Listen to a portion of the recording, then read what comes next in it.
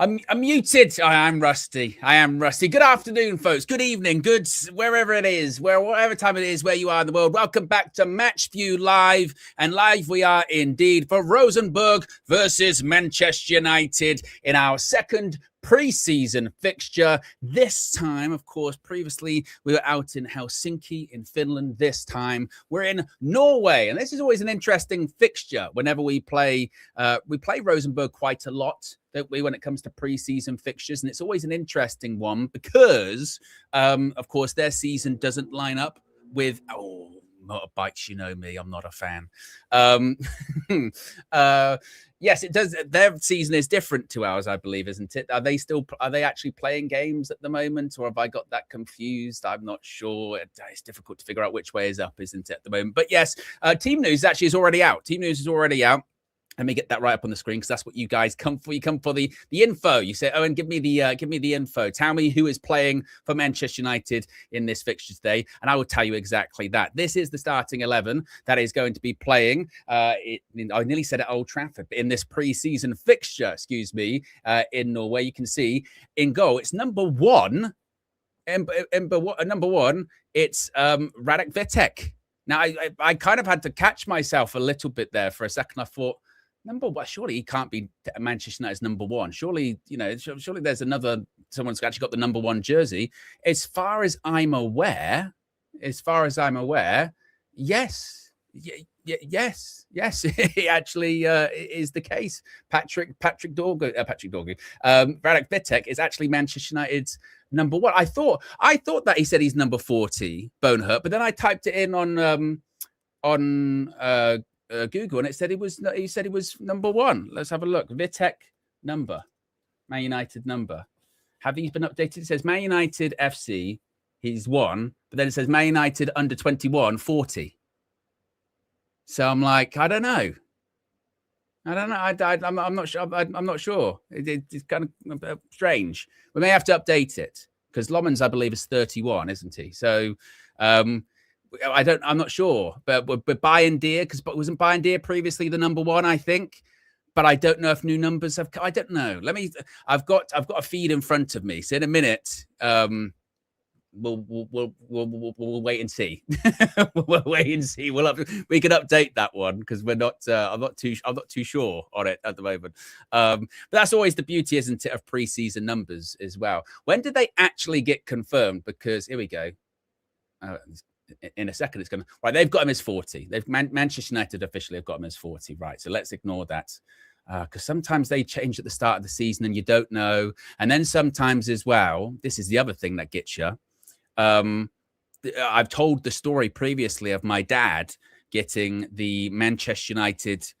what shirt was it? It was the away shirt for 2020. No, it might have been the home shirt. I think it was the home shirt. Excuse me. It was the home shirt for 2021, and Cavani was still at the club, and he got number 7, Edison Cavani. Well, what happened that summer? Well, the season started. We played against Leeds. We played against Southampton, I think, and we played against Wolves. And by that point, we had signed Cristiano Ronaldo. But the numbers had already been submitted for the Premier League season, and people had already, bought shirts with numbers on and what have you.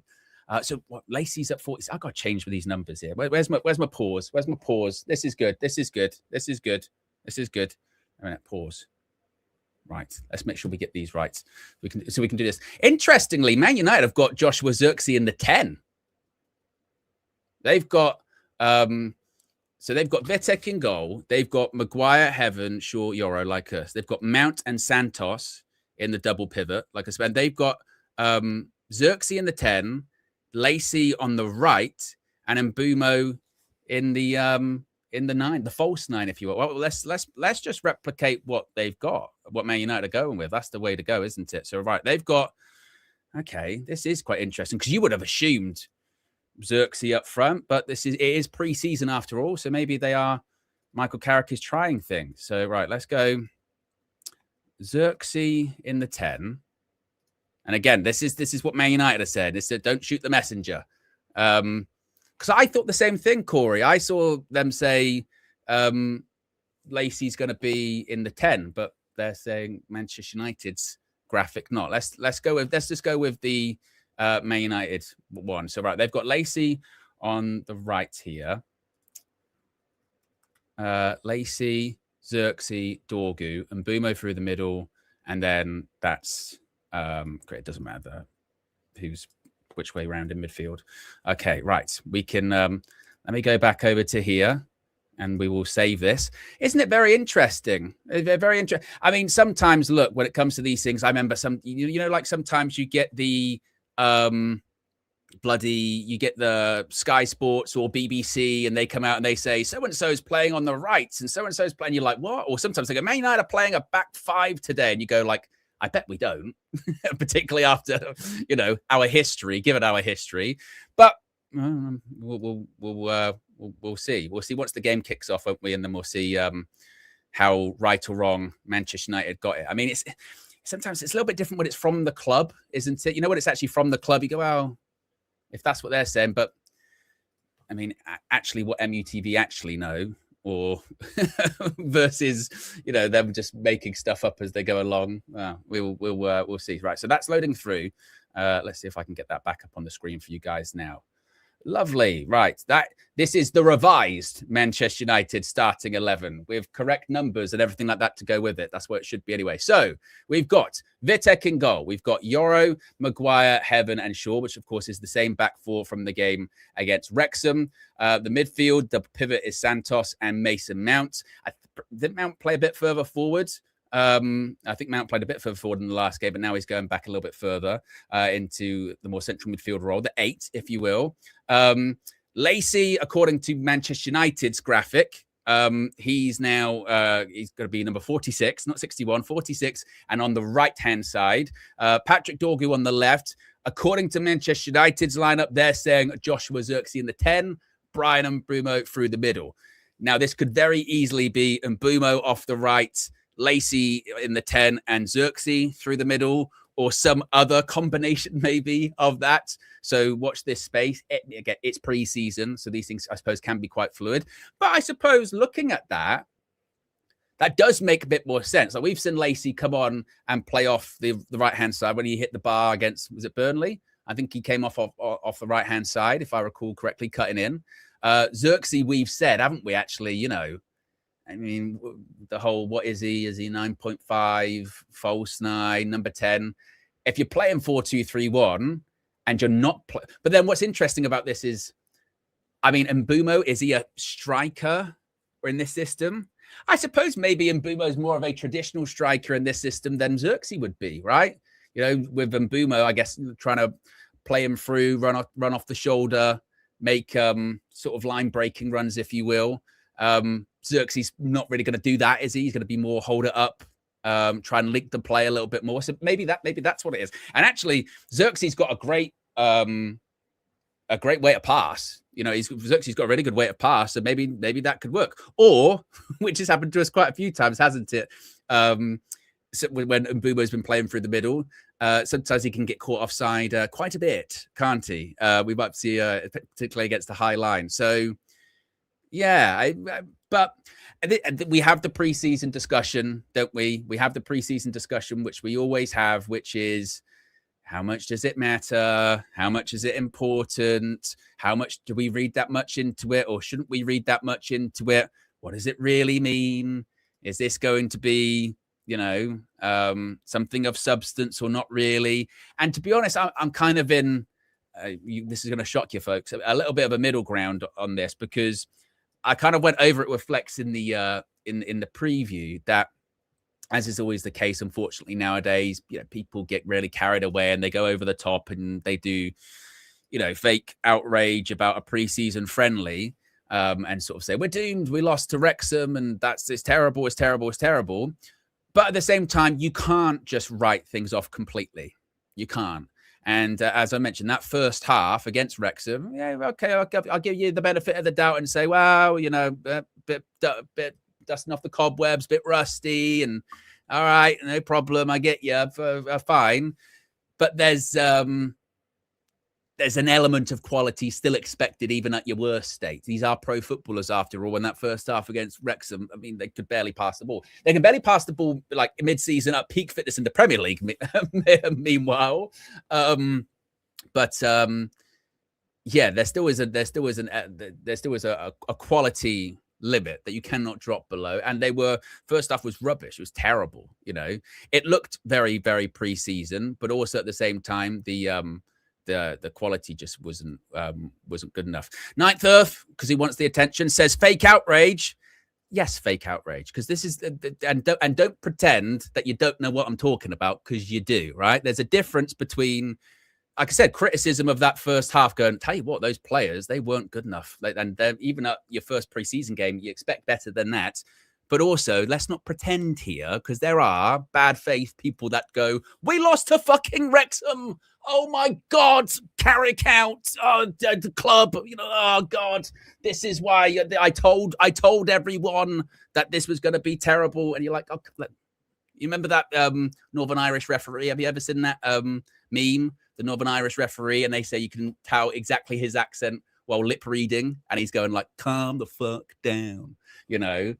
That's what it's like. So let's not pretend, you know, let's not put the eyebrow raised Don Carlo emoji like, I don't know what you're talking about. Come on, let's not play games here. But if you are just tuning in, here's the Manchester United starting 11.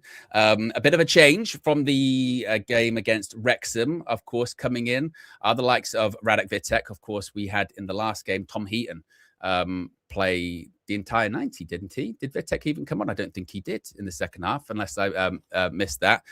Same back four that started the game. Midfield, instead of one of the Fletchers, we've got Mason Mount comes in. As far as the rest of the squad and the actually substitutes, we've got Heaton, we've got me, we've got Harry Ames, we've got Armour, we've got Camerson, Collier, Devaney, both the Fletchers, Dangor, 2024, it's not 2026 anymore. Jimmy Thwaites, we've got JJ Gabriel, Cheeto Obi, and we've got Williams as well. I couldn't actually see if that was a punctuation mark or not, if that was a mistake. Did he come on, Vitek? I tell you what, Gamer Mark, I'm not going to lie to you, yeah. From that last game, that's like second half, or maybe like the sort of 75 minutes, you know, of the game. I don't remember like anything really, because nothing happened. Like, did he came on? Right. Okay. I have no recollection of that, because, yeah. And you know what, me, when it comes to the memory and that, my memory is normally all right. Although longer term memory is better than short term memory nowadays. It's not as good. But yeah, like that game was so nondescript, wasn't it? It also as well, it was like even the attendance of, like, there was barely anyone there in the stadium, wasn't it? It was a real low key. You know what? Actually, that probably does a disservice to Wrexham. I was about to say low energy, but actually, Wrexham did. They were quite intense, particularly in that first half, and we just weren't at all. So, right, he came on in the second half. Did have all that much to do, but yeah, we're hoping to see a little bit more today. And like I said, just hoping to see a little bit more intensity. It's a preseason game, so you're going to have a lot of disjointedness, and maybe hopefully see Andre Santos get on the ball a little bit more. There was even that after the last game, wasn't there? There was a bit too much of some of the new signings, like Andre Santos. I think it was Saeed. I didn't see the video, but bless you, I saw Saeed being like Andre Santos masterclass or something like that. I don't know if he was maybe being facetious. I've got the wrong end of the stick on that one.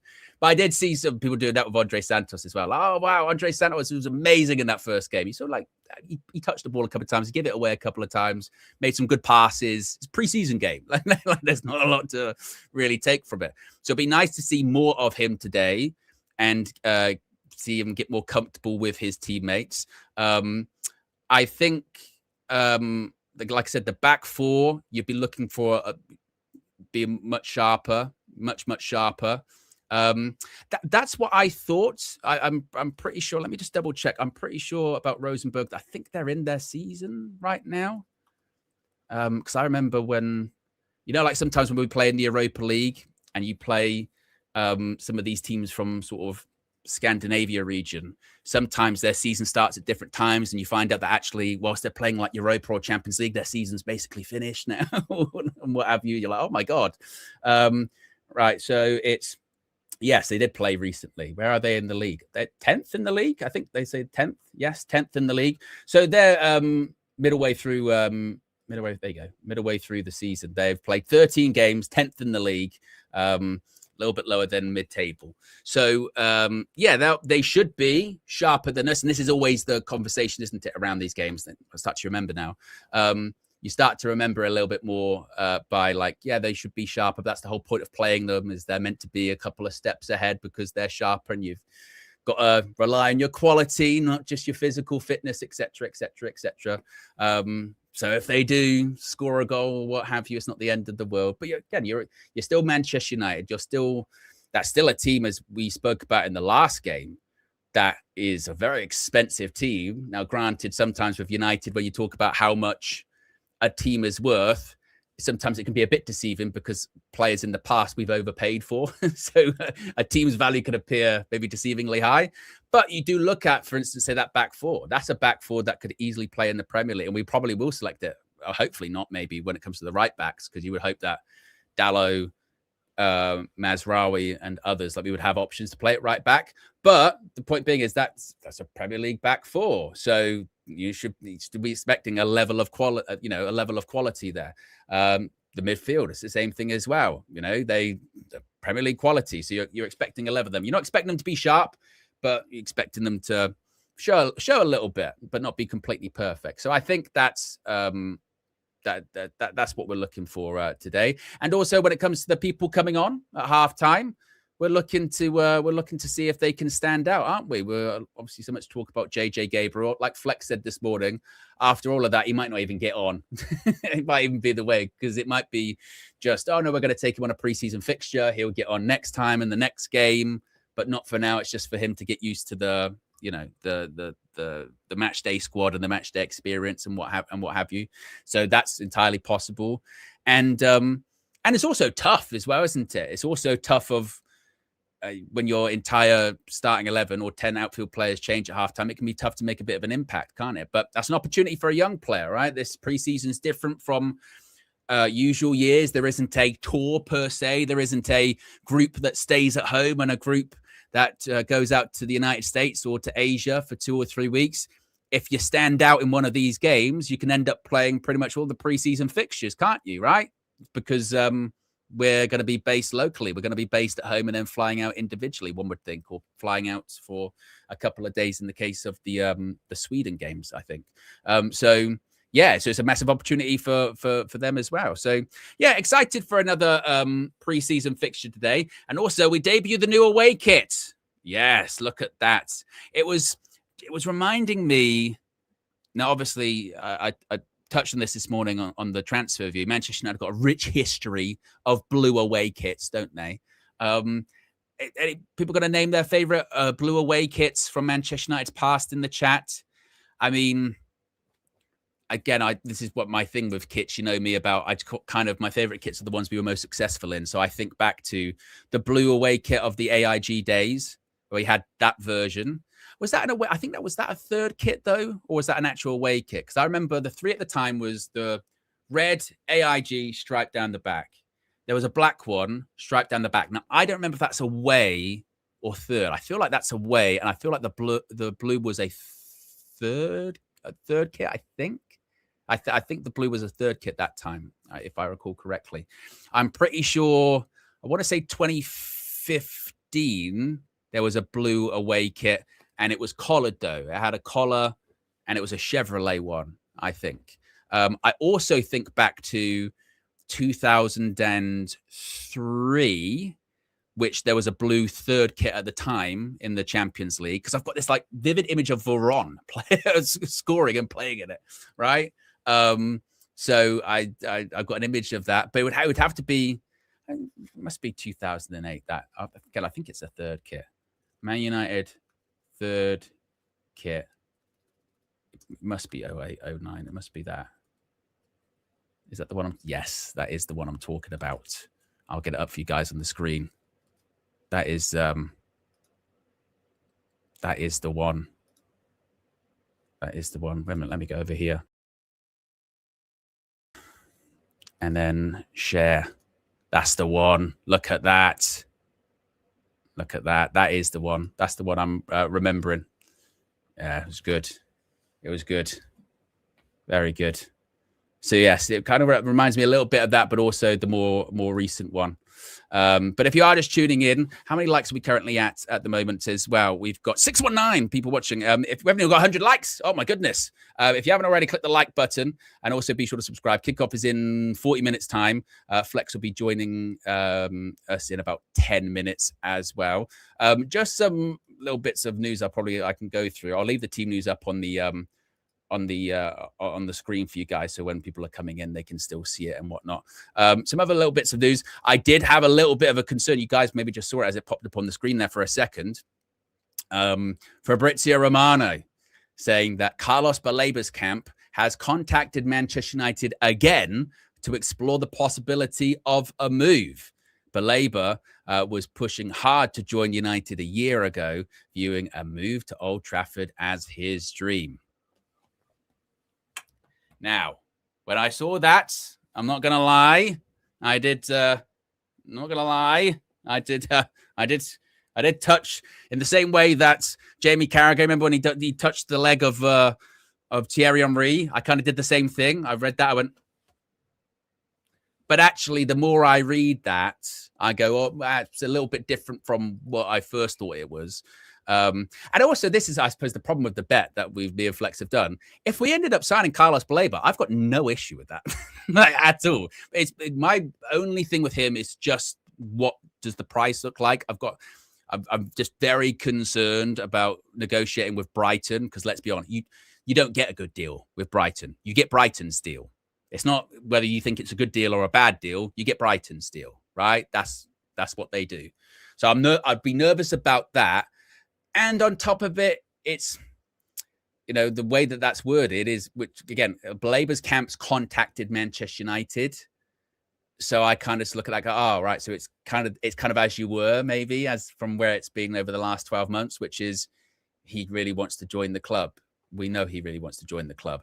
Now, if Romano said that Man United had gone back into talks for him, then you go, well, that's a little bit different. But actually, the update here is just he still really wants to move, which we know. We know that it's his dream. That's why the conversation over the last 12 months has been about his head being turned, wasn't it? It's because he wanted to play for the club so much, which would maybe fit, the whole thing about wanting players that are, want to join the club and all that stuff. But it depends if Man United want to pursue it. Do they have reservations, like I just said, about, obviously we like Balaba, but Brighton, they aren't not going to ask for 100. They might still ask for 80. We're not doing 80. So what we doing there? Is it a case of, and this may be how it might get spun, if you're going to look at it from a negative slant, is it kind of like the whole, all right, we've got Balaba in our back pocket. If we get close to the end of the window and we still haven't found that midfielder, or a couple of people we didn't work out, can we go back to him? But is that the kind of desperation that you want near the end of the window? And do you want him to feel like a desperate signing when I'm not sure he'd be viewed as that, because he's a young guy who's had a couple of good seasons in the Prem, some difficult time in the Prem as well. Do you want it to be viewed at a critical position like that of, it was only when we couldn't get the rest, we went to that? And again, Brighton don't care about that. If anything, the longer it goes on and the closer it gets to the window shutting, and the more that Brighton have him considered for plans, then that price is just going to go up, isn't it, as well? Brighton will have a number, because they're not going to turn down good money. They never will. But the longer it goes on, if we say get closer to the end of the window, then Man United decide, all right, we're going to go back in for Balaba. What do we think Brighton are going to do? Brighton will go, oh, sure, we'll sell him to you, but price has gone up because we thought we might have him for at least the next 6 months, but we're happy to not, but it's going to have to cost you. So yeah, that still one to watch. I think it's definitely not dead, but it's had a really interesting sort of timeline, hasn't it? I mean, a year ago, almost to the day, we're near enough to close to that time, it kind of comes out that, Man United do want him, and wow, Indy Kalia hat tip, blah, blah, blah, blah, blah. 100 million, we walk away, rightfully so. And then with this kind of impression of, we'll probably go back for him. We'll probably go back to it. Well, he's almost like, he's like the guaranteed first signing of next summer kind of thing. Yeah, we'll definitely go and get him.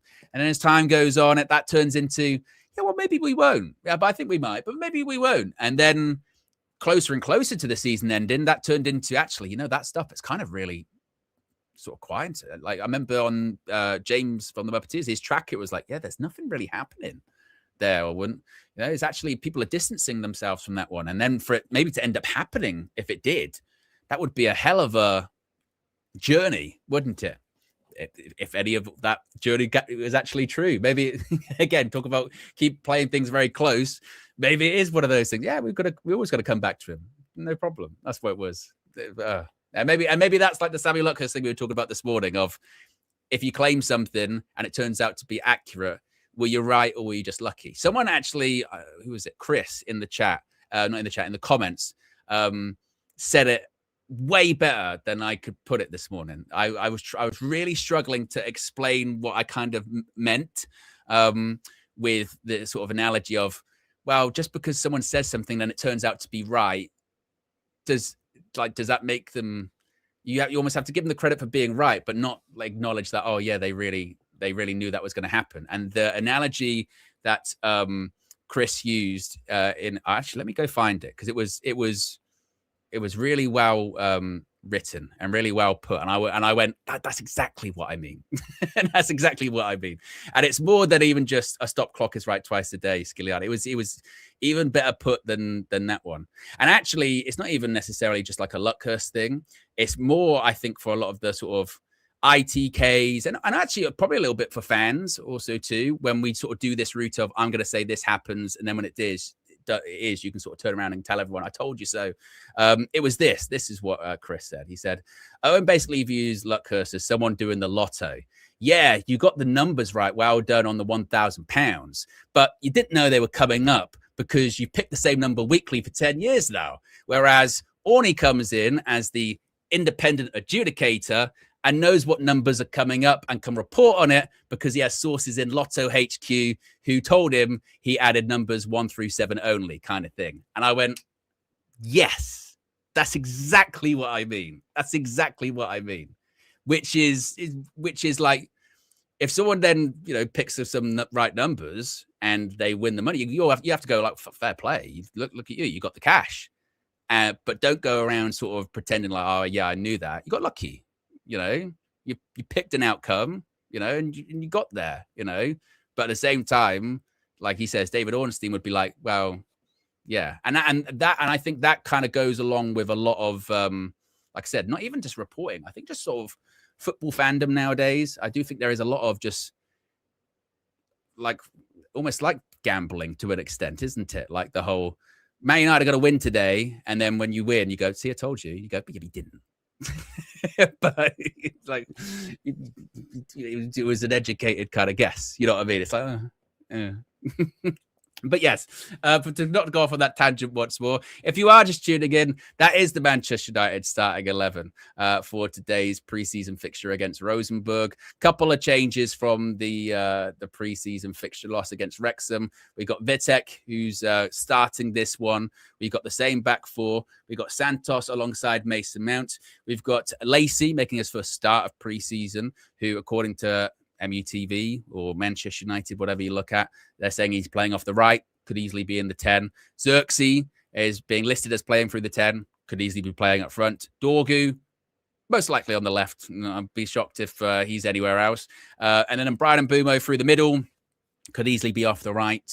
And actually, probably it must be stressed, even within that first 45 minutes, one would think that they might interchange quite a bit anyway. Like we might see, I think, quite a bit of, Shea Lacey's moved into the number 10 position. Oh, and actually, Mbumo's drifted out wide onto the right. We'll probably see some of that as well, I think, in the first half or for however long they play for.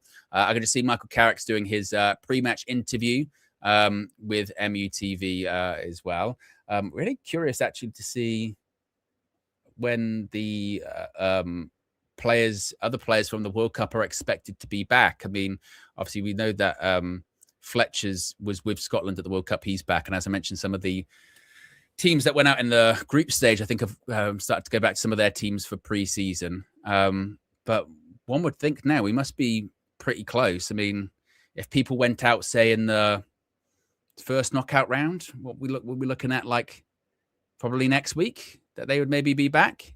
And then obviously every week incrementally, the rest will probably be on their way.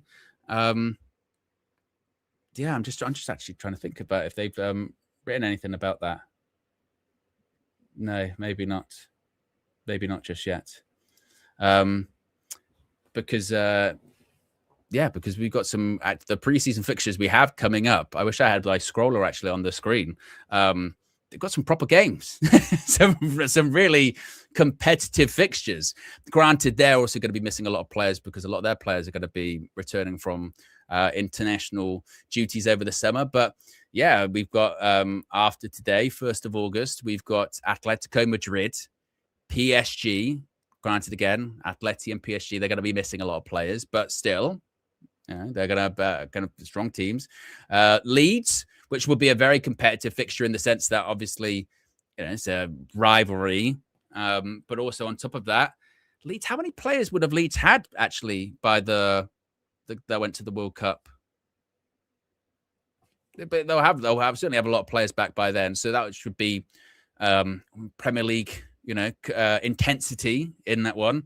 And then of course we know that final one. We know we know that last game. We know that one August 15th. The one that we're gonna have to pick up some wins first before I even look at it. That last one. Because as I've said previously, I know I've just done a big spiel about pre-season. There's an element of results, element of performances, element of fitness. Make no mistake, though, when we play AC Milan, Ruben Amorim's AC Milan on August 15th, there's nothing friendly about it. They just can't. I mean, we can, but obviously, you know what I mean. But we can't. we can't. We can't. That one is just, yeah, just no, it doesn't even bear thinking about. It really doesn't. Like sometimes when you just kind of allow your brain for a second to go, what if that happened? What would that look like? And then you just immediately get an immediate feedback of like what the negativity would and all that. You go, oh my God, no, definitely can't. No, we can't do that. So that's the final preseason fixture. But that's in how many days' time? That's in like 3 weeks' time, I think. And by then we should have all the players back, right? We'll have all the players back, hopefully, by that point, or close to back by that point. And we'll beat Ruben Amorim's AC Milan. We'll be like, oh yeah, it's fine. We got through it. Not an issue. Don't have to argue with each other. It's going to be totally fine. Yes, that's what will happen. Yeah, exactly. Oh my God. Only at Man United could you have that amount of like scrutiny and pressure on a preseason fixture. Could you? Oh, my word.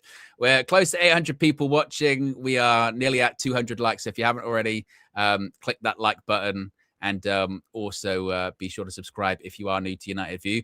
We recently passed, by the way, 213,000 subscribers. So big up to everyone that has recently subscribed or is tuning in for the first time. Make sure you got the notifications turned on as well, because we got our daily morning shows. We've also got a lot of really interesting and exciting stuff coming up, which I won't spoil.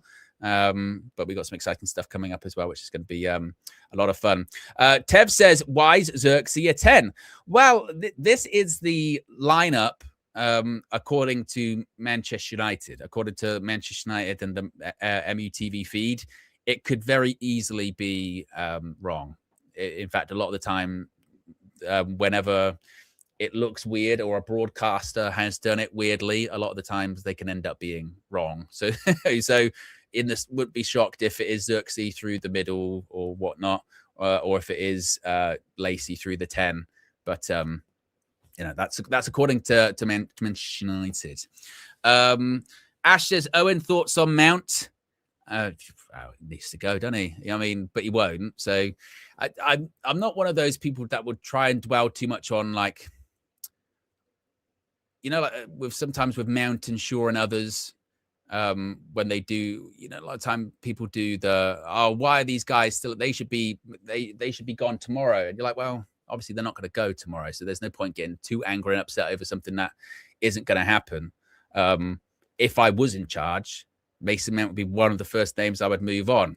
Nothing against the guy, by all accounts. He's a very nice guy, and clearly a lot of coaches like him, but it's been how many years? 3 years of just constant injuries.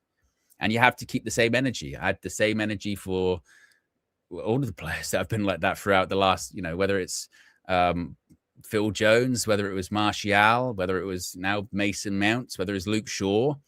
The problem is, because of their wages and because of their history, who's going to touch that?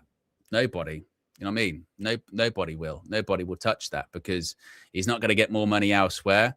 And as far as game time elsewhere, I'm sure people would maybe offer him more game time than he might get at United, but whether or not he'd be actually able to do that physically, that's another question. So, yeah, if it was up to me, then he'd be moved on. But he won't. I think he's a bit like those players like Luke Shaw, like we've just seen with, say, Casemiro, like we might end up seeing with, say, Marcus Rashford, but like we also saw with Varane and De Gea.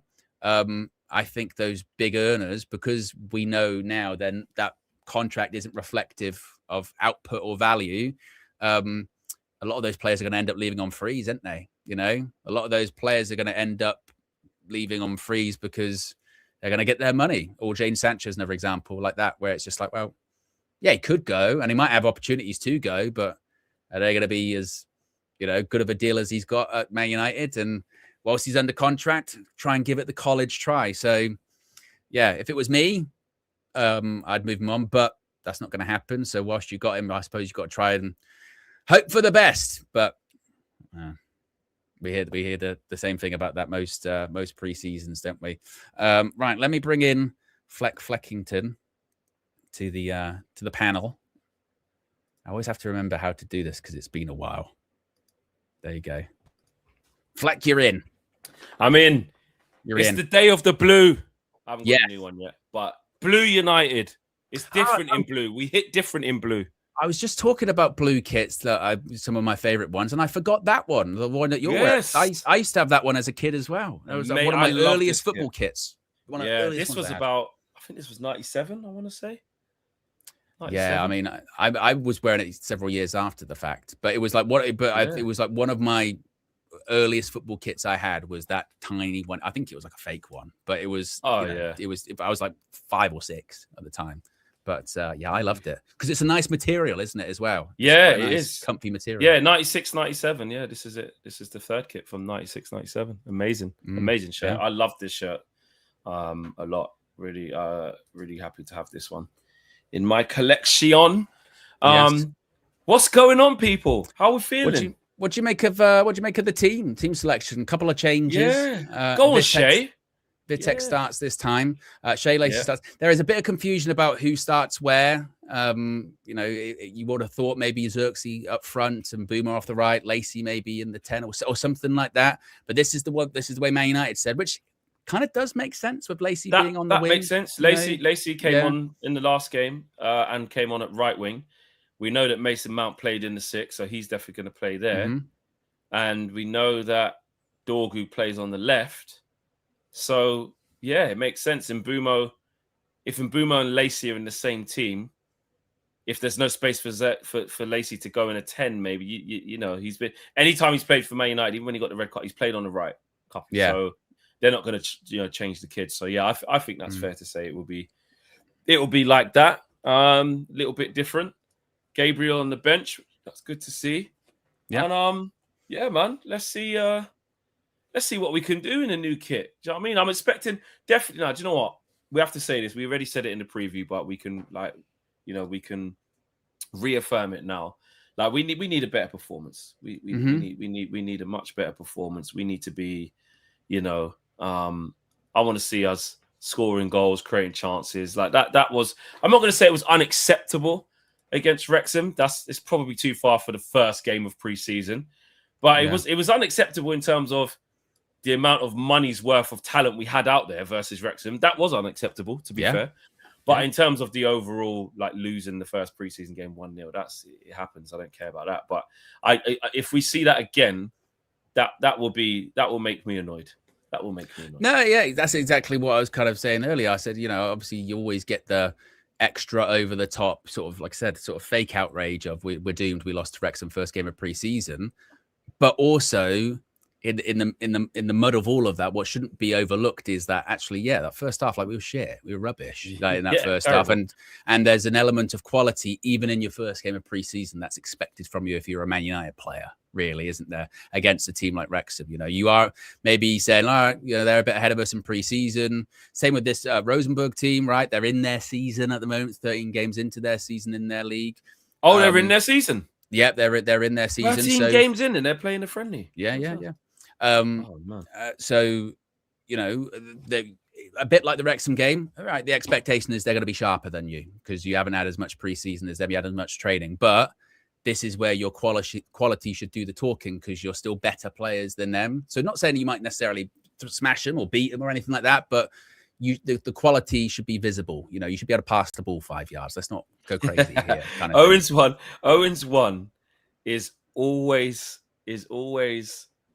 the passing of the 5 yards. Yeah. If there's some sort of basic sort of fundamentals. I think as a professional footballer, you just should not be caught doing. Like, one is still foul throws. I don't get me wrong. Like, just either decide whether a foul throw is a thing or not. You know what I mean? Because I don't even think it's a thing now with some of the throws that you see.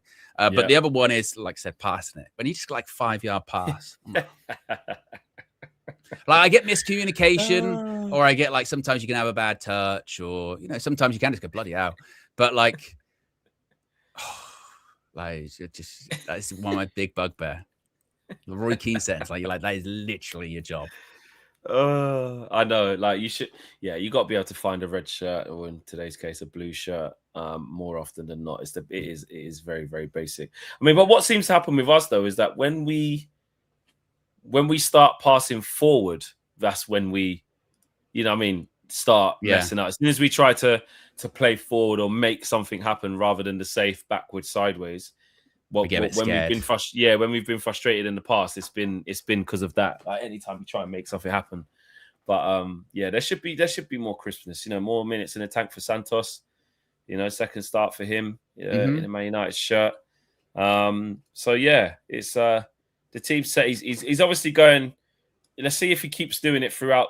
It'd be interesting when the other players get back, or as more players get back. Yeah. Certainly, while it's this set of players that are playing, it's interesting to see that he's going strong first of all the senior pros, apart from Lacey and Fletcher respectively in the last game. But he's going with all the seniors, and obviously the keeper's a bit different.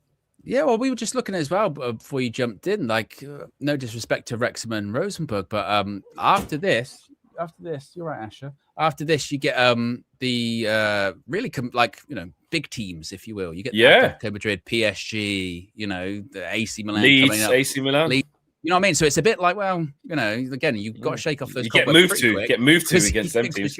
Exactly. And they won't have all their players back as well. Because when I was thinking, when we play PSG, there's actually going to be none of the French players are going to be there. The Portuguese players, I mean, if Bruno's back, then their Portuguese players you think would be back, but you don't know. That could be their first one, so they won't play long. But Kvaratskhelia, Georgia didn't get to the World Cup. He's going to be ready. Yeah. Do you know what I mean? Hakimi went deep into it. He won't be there. Mendes at left back as well, same thing. So they might have a lot missing. Pasha was at the World Cup as well, wasn't he? So bless you. So who knows what their team will look like? But what we know about Luis Enrique and even the subs, mate, you can get moved to. You know what I'm saying? Yeah. So we'll see what type of team. But yeah, you're right, 100%. You pull up against Leeds, where not a lot of their players would have been. We wouldn't have as much at the World Cup as what we did. They'll be ready. So I mean, yeah. So yes, absolutely, they'll be ready indeed.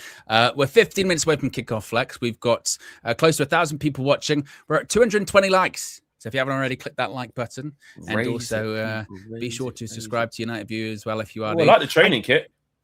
I know it's nice, isn't it? I mean, to be fair, all of Yeah. it's good. Like, I saw the coach and stuff they wear is good. But to be fair, the last couple of years, the training stuff's been quite nice, actually. Yeah. Glazer knob. Yeah, Glazer lover. I know. Buzzer brown envelope. Glazer. Thank you very much. That is good. I'm just looking at, because I typed in that kit to see what year it was. And I thought it was 97. This is coming up with the away kit from that year as well, which was also like the same in the middle. It was white and red. That was nice as well. Yeah, that was really nice. That's a lot. Well, I was saying, like, the blue kit that I remember the best is the third kit from 08, 09. So yeah. So that was the third kit. That's the one like Ronaldo scores the free. Is that against Arsenal in the blue kit? I think that's blue kit. Yeah, that was the AIG one. But then there's one that's even further. Yeah. What was the one that's further back than that? It must have been about 06, 07 then, maybe, when Van Nistelrooy was still here. Well, that's the Vodafone. That's like 03. That's like 03. That's what I was saying. Sorry, 03, 04. Sorry, yeah, that was like a third kit for like the Champions League kind of thing. Yeah, had the silver. It had the silver lettering on it. Yeah, silver lettering. Yeah. That one was wicked. Exactly. Yeah. So yeah, great kit that. But interesting. Chet Lacey.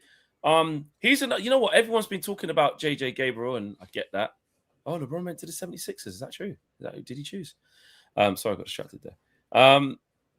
Chet Lacey's been, another bright player youngster that is really exciting. Do you know what I mean? He's got a lot of ability. Kind of broke through last year. Okay, had a difficult time with the sending off. It happens. But he was injured before that, so his progress had been sort of halted and not as smooth as he would have liked. But he's one who's got a lot of promise, man. He's a nice footballer. He's a very good footballer. It looks like he's got great technique. Obviously, he's slight, he's small, but he looks quick. He looks quite strong for how little he is. And in terms of sort of dribbling, like we said it in the last game, didn't we? Like, he didn't score or anything, but when the ball goes near him, you just do that. Yeah, you do that little. Hold on a minute. Like, if you was like in a conversation with your friend, half watching a game, and you glanced over, you go, what's that? Just to see. Exactly. Let me see how this plays out.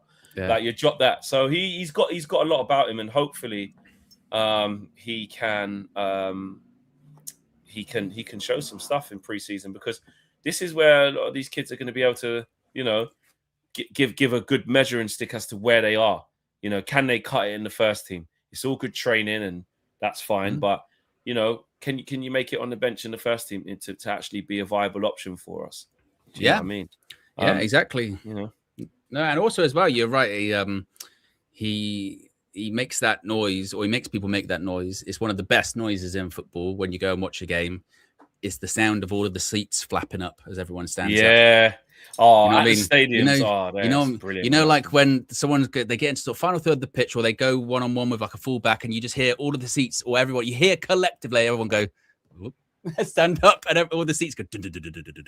Yeah. And you're like, and you just know, like, oh, something big's gonna happen. Everyone thinks something big's gonna happen, and it's just like that, like little. It's not even that long. It's like a little moment. Sometimes the last couple of seconds, you go, oh, something could happen here, and then it might go out for a corner, might go out for a goal kick, and you hear everyone go, oh. At the same time. But at that moment, and like I said, special players, they can make you do that. A whole stadium of people, get them up on their feet. Magic. Yeah. No, I agree. It's there's certain players that get you off your feet, right? There's certain players that really, get you excited. And I think with the talk around him and how he takes the ball and how confident he is, because he has got a bit of a nonchalant kind of vibe as well, Shea Lacey, of anytime he does get the ball, he looks like he don't care who's in front of him. He's not phased. So yeah, I'm expecting a big game from him. And Andre Santos. Do you know what these kids look like? They're going to the cinema. Popcorn, little Pepsi there. Is that not your go-to when you go to a game, right? Would you get you just a regular, get a fizzy drink, cup of coffee? Do you get anything?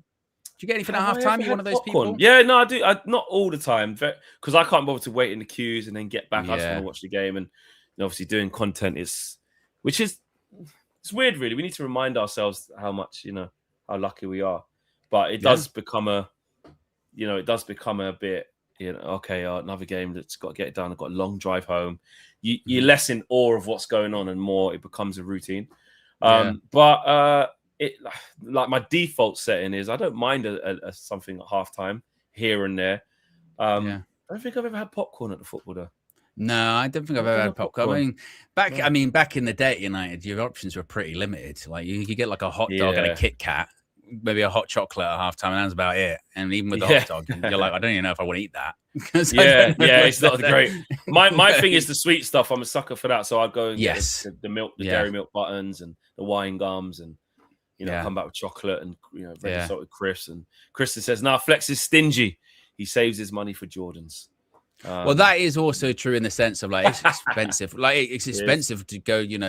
I remember going to an FA Cup semi-final. It's the one when we played Everton, the one that Martial scores late. Wembley. Wembley prices when you want to get this was like nearly a decade ago. Like you wouldn't get like just a drink there. Good grief. Good grief. That's Like, mad. I'm trying to survive. That is a decade ago. Yeah. Not nearly. I think it is because It we is won it in 2016. Yeah. Fuck, that's crazy, isn't it? I know. Oh my gosh, mate. Yeah. We had such good seats that day as well. Herrera gave him the ball around the corner. Yeah, we were literally like maybe 2 or 3 rows up from pitch side, literally in the Man United end, and we were level across from like the dugout. That's when Louis van Gaal wouldn't get off the seat in the dugout. And literally last minute when Martial scored, limbs, absolute. Limbs, oh my god, insane. Yeah, that was limbs, absolute limbs. Yeah. What a game! Because when Everton scored, they'd like snuck like flares in, so like literally one half of the stadium's going crazy. We were like, oh my god, like this is so shit. And we weren't playing great at the time as well. Like, no, we weren't. Because Van Gaal's last season, like we were playing like not good. And when Martial scored, amazing. Yeah, absolute lens. Great finish from him as well. Yeah. Just seeing a little Michael Carrick quote there on MUTV on the starting 11. We focused a lot on us in terms of talking about the starting 11, what we want to try and get out of the game, a bit of consistency, build a few relationships, generate some understandings, and get a lot of minutes for players. The usual kind of stuff. Nothing too crazy. Well, you mean he didn't come out and say he doesn't want to win every single game? Oh god. Yeah. I know. Oh, someone said, "Can't believe we've wasted this kit so badly." Oh gosh, yeah, that kit was amazing. That one. Lenny Yoro's on my screen here. He's on our screens. Yes. What type of season do you think he's gonna have, and how do you assess Lenny Yoro so far? It's tough, isn't it, with him? Because we were talking about this. Was it yesterday or this morning? I forget, when we were sort of saying like, if you had to say which one you're more confident in playing, like a Premier League match, let's say, like at the moment, our senior centre backs aside from Maguire are injured in Martinez and De Ligt. Who would you feel most confident in a Premier League match to be alongside Maguire? And it would be heaven over Yoro at the moment, for me anyway. And not because necessarily of quality. Like I said, my big thing with Yoro at the moment is when you're watching a game, I'm just really hoping everything goes all right for him. I'm just hoping that he doesn't have a mistake, or you know what I mean? When he just feels like he needs like 3 or 4 games where he doesn't put too many feet wrong and he just sort of slowly starts building into it. He feels like he's had a couple of games last season in particular, didn't he, where you sort of you felt bad for him when he came off, or you felt bad for him when eventually the game over, you sort of went, that wasn't a good one for him today. And it feels like maybe he's lost his confidence a little bit here and there. So as far as this season, maybe looking to build up that confidence. I mean, look, he's playing as a right back in this pre-season. So it'll be interesting to see how much he does play across those different competitions this season and where he plays now that we're in a back 4, not a back 3 again. But I just wanted to build up his confidence. We can't forget that he's still a really young guy. But I suppose in which the manner that we signed him, the money, and he was going to go to Real Madrid, there is this expectation on him, isn't there? Irrespective of his age. And what doesn't help maybe is that you've got someone like Aiden Heaven, similar age profile, bought for considerably less, and is maybe rated a bit ahead of him at the moment. Which says a lot. 100%. When someone said the other day that he was 49 million less than him, like in a sentence, it just sounds crazy. But it is the truth. It is the truth of probably the journeys of them so far.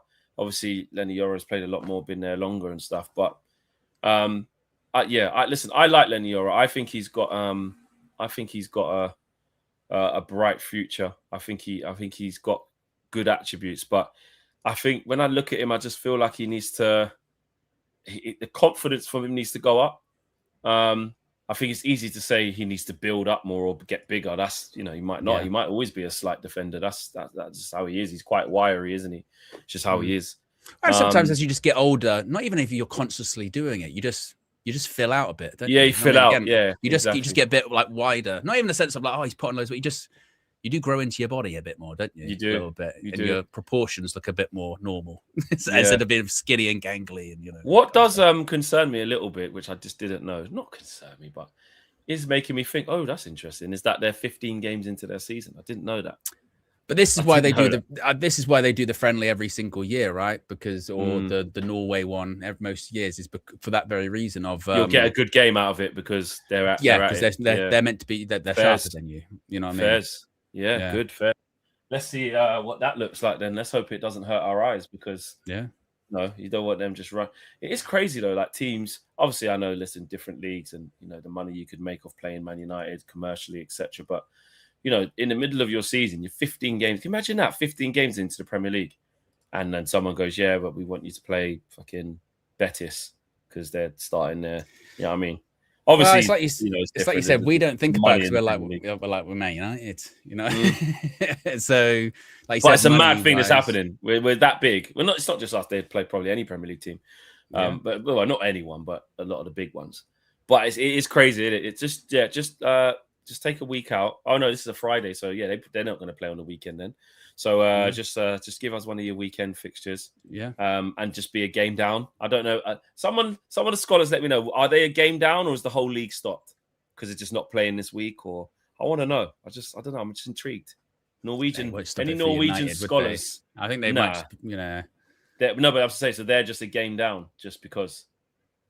Maybe it's a mid-season break, perhaps. Yeah, maybe. I don't know. Maybe they're playing. Yeah, right. Well, the players are shaking hands with the refs, and officials. Let's see a good performance. Well, I was about to say about the amount of people in attendance, saying it's not a sellout like we were saying about the game last weekend. But at the same time, it's still expensive to go watch the game of football, and also you do see sometimes with these preseason fixtures. Yeah, it's Friday, and sometimes the people do sort of go, well, I know a lot of the good players are going to be there because the World Cup's just finished. You know what I mean? So they'll go, oh, maybe. Yeah, I think the ones in is it Wroclaw at the end of the Wroclaw? How do you say it? Poland, Wroclaw or Wroclaw? Wroclaw. I'm not sure how you pronounce it. Wroclaw in WRO. Is it Wroclaw or Wroclaw in Poland? I don't know how you pronounce it. But anyway, I think the games towards the end of the preseason will be a little bit busier. And also this isn't even technically part of the tour. I've noticed it was quite this is like the standalone game, is it? Or something? Yeah, tour technically starts with the Atleti game. Yeah, but I don't know if even one of the ones of those is like one of them just a Snapdragon Cup of one game. It might be that one, and then that one maybe. I think it is that one. Yeah. I don't know, mate. They're all the same thing. They're really teams. We need them. Yeah. The teams playing. Say about minutes. What do they call it? Eric Ten Hag and his Bangkok trophy. I held that trophy. It was massive. A big giant stadium thing, wasn't it? Yeah, Rajamangala, big giant Rajamangala, mate. It was heavy, and they didn't respect it because the reason why I held it was because after when we are finishing off and we're just in the back and stuff, the team already pissed off. It was like the trophy's there. So me and KG just had a little. I wonder where it is now. I know they probably sent someone back to get it or whatever. But do you reckon some random person's got it in their house? Yeah, I reckon they probably auctioned it off. What's that? Rajamangala trophy? Yeah. Where'd you find that? Or just laying around the office? Rajamangala model set, mate. Yeah, no problem. Yeah. Right, come on, boys. We're off. See some good vibes. You know what I mean? Oh, no, and Bumo's on the right. Sheer Lacey's in the 10. So they were, the initial things were correct. Yeah. Liars. The initial things were correct. Man United trying to throw people off, yeah. And Bumo certainly off the right. Yep. So Xerxes up top. Shea Lacey in the 10. And it's things like that are obviously weird because it's not about development, because it's like he's not, with Bruno there, that no one's ever going to play in the 10 ahead of Bruno. whilst he's there. You know, these teams just like same with Wrexham, same with these lot. They're just pressing us straight away, which is good. You do want that. You do want that as much as you know. I mean, there's two sides to it. You can look at Premier. You can look at what do you call it? Pre-season games and be like, I want to see us. Yeah, the thingy. I want to see us go through the motions and get loads of goals and smash teams 6-0 and just look really good.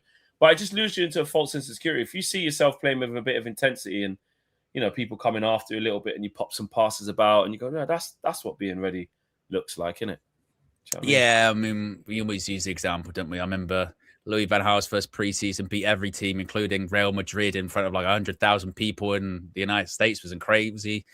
Lost the first game of the season to Swansea, and I think the first 5 games maybe won once or twice or something. So, but at the same time, if you have a bad preseason, you can absolutely have a bad season as well. 100%. The point being is that it can certainly be an indicator of how well you're going to be starting the season, but it's not a true, might be a true prediction of how well you're going to be doing in the whole season. Yeah, quite a frantic start at both teams. And actually, we talk about the other teams pressing us and stuff. Look at the rain and the sun. But what we have to look at is, does our intensity go up as well? Like exactly, you know what I mean? So second game of preseason, our intensity needs to go up. They got the proper FIFA shadow where once it gets into the final third, you can't really see. You got to wait for the cameraman to let me just fix the ISO technology. Let me just change that one a little bit. Let's go to a close up so you know who it is. Yeah, walk between the lines. That was a quick pass. Yeah. Keeper. Hopefully, no, okay. If in I doubt, I thought we heard that from here as well. The claim. It's not exactly loud. Actually. I didn't hear anything. Yeah. Let me do that. Yeah, it's not loud, is it? Literally hear the player. Yeah. It's like we used to be back in COVID time. Yeah. You can have fake crowd noise or just listen to the real thing. What? On this? No, back in the day. The COVID. Yeah. Out of curiosity in the chat, and what did people listen to at the time? Did you listen to the fake crowd noise or the actual one of listen to them during the game? Just chat. Because I did both. I did a bit of both, yeah. Oh, whoopsie. Who was that? Mason Mount. Yeah.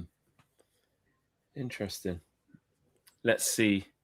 But already, Rosenborg, just pressing nicely, good intensity. Doesn't have that pre-season feel to it where everyone can't be asked. No.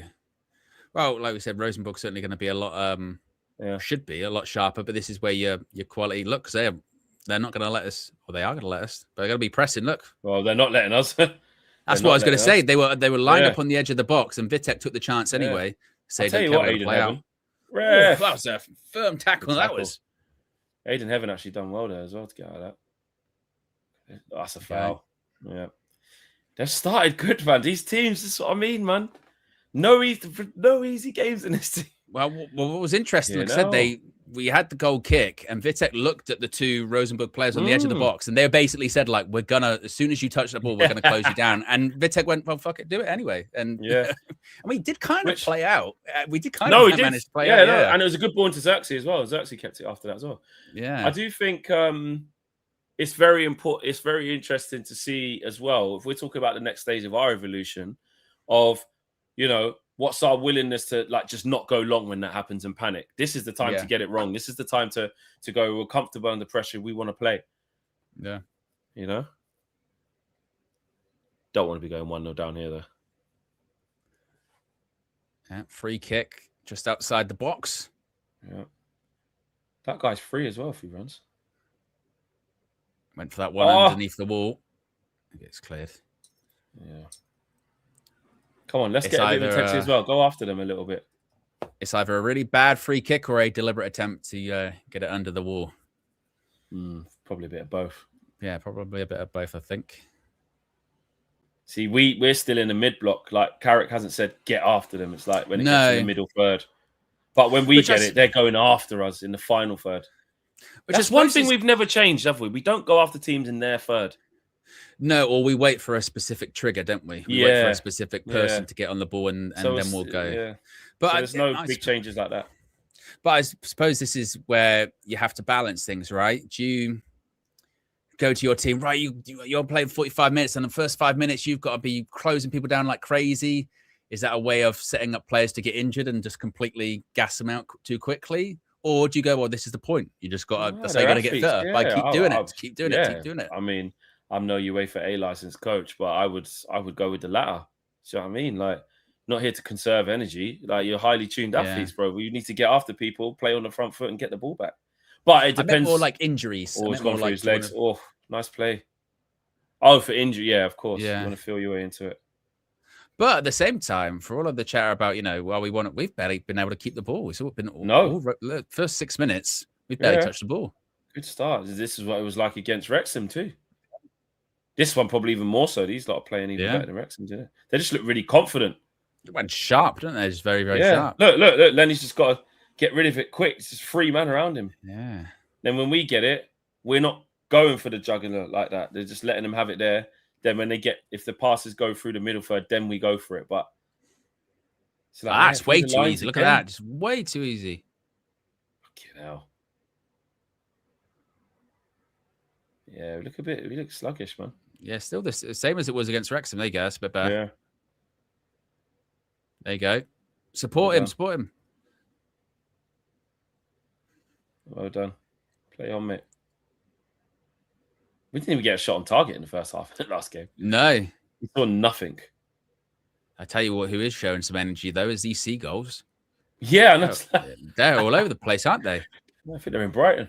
Well, a couple of times I keep thinking that there's like several balls on the pitch, but it's a seagull. Yeah. Yeah, I thought that. Andre Santos watch again. Are we going to see these amazing passes through the lines again? Yeah, I was saying before you jumped on that some people were doing a bit too much with they were like, the Andre Santos masterclass. I said about the Saeed thing, but I think it was tongue in cheek. He had a couple of touches, gave the ball away a few times. You want to see more of him, don't you, really, in this game? But exactly. Well, because Mateus Fernandes has scored a screamer, so, that means we should have bought him. I saw Gabby getting some shit for what he was saying on TalkSport, but he's actually right. Yeah, he is right. What down, he said. Mate. Pre-season, he was those goals happen in training all the time. Yeah, and they were like, oh no, they don't. But at that level, they kind of do. They do happen in training all the time. Way more regularly. So he is kind of right. Like, but I also do get it of like, Spurs fans want to see that and get excited. Then we would do the same thing. Yeah, I was just about to say that, mate. If Santos scores that goal, we're fucking, you know what I mean? Yeah, of course. Crazy. We've got over 1,200 people watching Flex. We're not even at 350 likes. Let's get to 500. Raise it, people. Raise it. Raise it. Need to raise it. Rory with the super chat says, lads, does the data-led approach by Ineos not put any... Go on and move out. Yo, get it back. Oh, he's not looking. I got a shot on target. Yeah, we got a shot. There you go. They gave the ball away. There's their mistake. Yeah. To that. Could have checked back in his right there, maybe. On his left, so. I thought he was going to cut back in. It's all right. Yes, Rory said with the super chat, does the data-led approach by Ineos not put any fear in you when you look at Spurs and Chelsea spending well on quality players and no... Better. He's in. Oh, it's behind him. Sorry, I missed that bit. I was looking at that move there. That's going to be a foul. Well, in my opinion, yes and no, but I think it's no different than any transfer that I'd be worried about, because I think, we've seen that with us over the years that the amount you spend doesn't necessarily always correlate to how good that signing is going to be or how well they're going to do at the club. So I would say my nervousness, or fear rather, you asked for fear. My fear is the same as it is for when clubs buy any good players. I look at those clubs and go, oh, he'll do well. I wish we could have got him.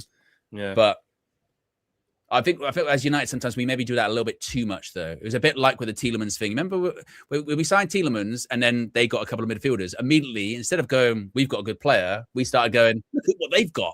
Yeah. Instead of what we've got. But you know, one thing about that super chat that's interesting is that, where is it again? It said about, data-led, right?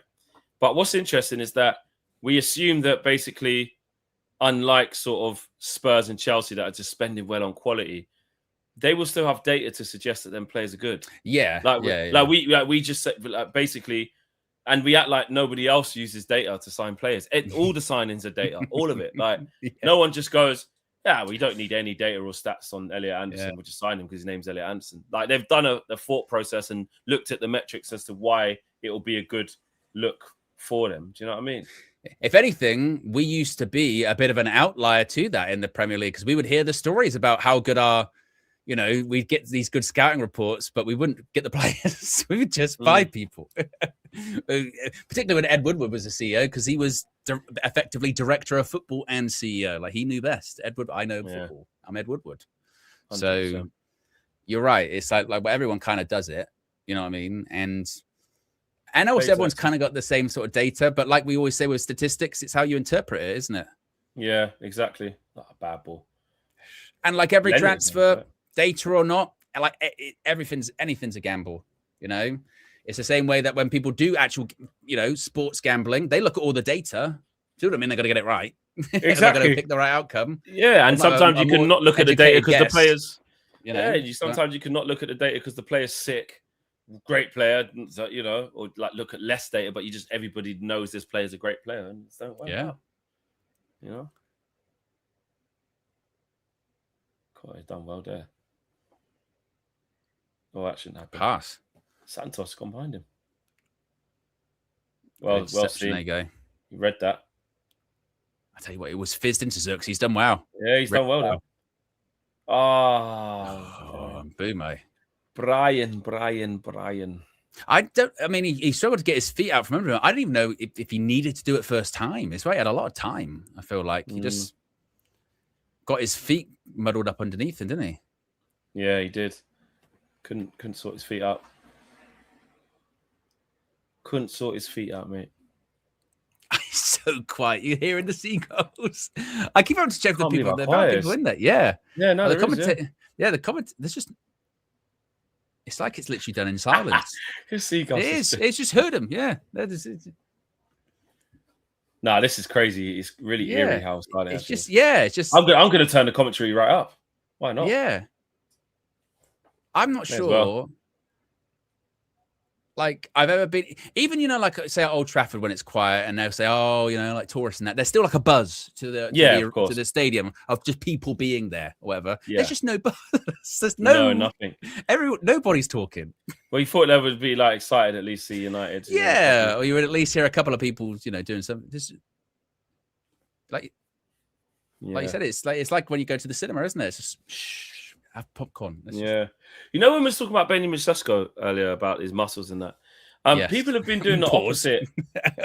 You should probably add some more context to that one. Oh, do you know what? I'm going to send you. Oh my God! This hit the bird. This is actually on the pitch. It headed it away. On the pitch. That didn't hit a bird, did it? I thought it headed it away. I swear, it literally just it headed it away. Then after that, it was like the bird was like basically on the floor. It didn't hit the bird, but like the birds are actually on the grass. I still can't believe it. Benjamin Sesko, we were talking about his muscles earlier. Yeah, no, I'm going to send you something, yeah? You can't play it out here because it's got profanity in it, yeah? Okay. But it's for people like you and all these pause merchants, yeah? That's what it's about. All this pause bullshit. Well, that's not even a pause. If I think if you said that in any sentence and they didn't have the required context and you said, "Oh, we were talking about Benjamin Sesko and looking at his muscles earlier." Well, the required context is we're on United. Bloody hell, Brian. Bloody hell again, Brian. Well done. The required context is we're on this channel where we were speaking about it with this community, and everybody knows that Sam from United People's posted that picture. That's the context. Yeah. There you go. Anyway, so, yes. people were trying to fat shame. I'll see how this plays out. No one there. There's like they're actually in the middle of the box. They're all on the periphery. People are trying to do that about Santos. Like when they did it about Sancho that time, saying, "Oh, looks fat," and Casemiro. Gosh, well, how was he? Yeah, Casemiro. Honestly, since when did everybody become dietitians, man? Well, I remember one last year with Gyökeres, who he's got, I think, 0% body fat, and the guy's absolutely like machine. Just because of the way his body is, he's so ripped, his obliques were literally like around near his hips were pointing outwards. And there were people on social media that were so unfit that they did not realize that's actually what a fit person. Well, it's not even fit. It's like a supreme athlete does. Extra athlete looks like that. They were like, look at how fat he is on around his hips, and everyone's like, no, what player was that?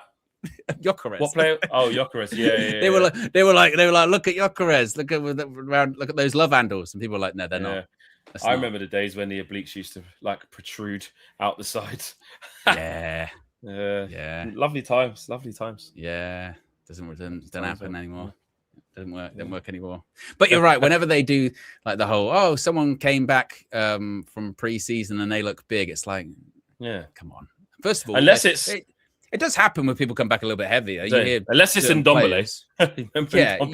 You hear some players. Wayne Rooney's a great example. He says night before in the sauna all day to try and get some weight off, but it doesn't last very long, is it? And at the same time, it's you also then have to go look at the people talking, don't you? Exactly. Like, what do you know? It is funny because with football fans, isn't it? Because you can have proper in the stand pie and back in the day pint. You know what I mean? It'd be like, you need to get fitter, mate, because you are not lasting halves. Yeah, you'll get too tired. It's true. It's very true. Man. Not easy. Not easy.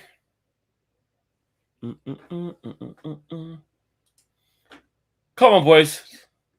Oh, bloody hell. Didn't want that there. We were looking for, we were saying about, we're looking for, intensity and a bit of an upgrade on the last game. It's been exactly the same. Literally.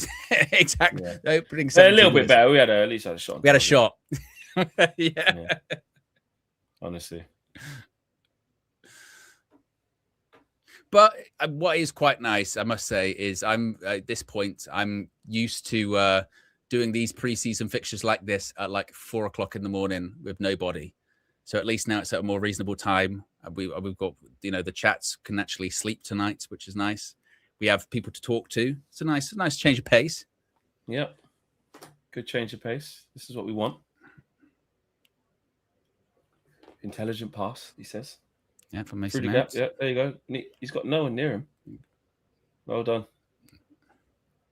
I think he's going to shoot from there. I was going to say. Yeah. I was just about to say, Andre Santos now on the ball. There might be one of the first times he's touched the ball. I haven't seen many touches. No, he hasn't really touched it. Shay. Lucky. Although, speaking of, that was whoever's child was then in the stand. That was the loudest noise of the first half. Did you I thought that was outside my window. No. Was that outside your window? Or was that in the stand? Because I think I was going to say that's the loudest someone in the crowd has been in the first half was a kid. I guess woke up. That was funny. I literally thought that was flipping. Okay, the child woke up, screamed, and everyone looked around and went, shh. Don't watch the game. Oh, cross goal. Good ball, that. Very lucky there. Oh, I haven't shrugged him off. Players down. Doesn't want it there, does he? Santos, bloody hell. I thought one of you got a cat. I heard it. It was loud. It was in my. I wasn't sure if it's in my headphones or outside my window. My window is open. Same. Fucking hell. Casey says data is contextual and moving a person from the situation will change the data metrics on variables. That's how teams come to different conclusions. Exactly. It's almost kind of part of the equation, isn't it? What, the metrics? Yeah, so like Casey's kind of saying there, all of those things about saying, they scored X amount of goals and they covered this distance. It has to be a caveat of West Ham in their system with their players, with that coach. Yeah.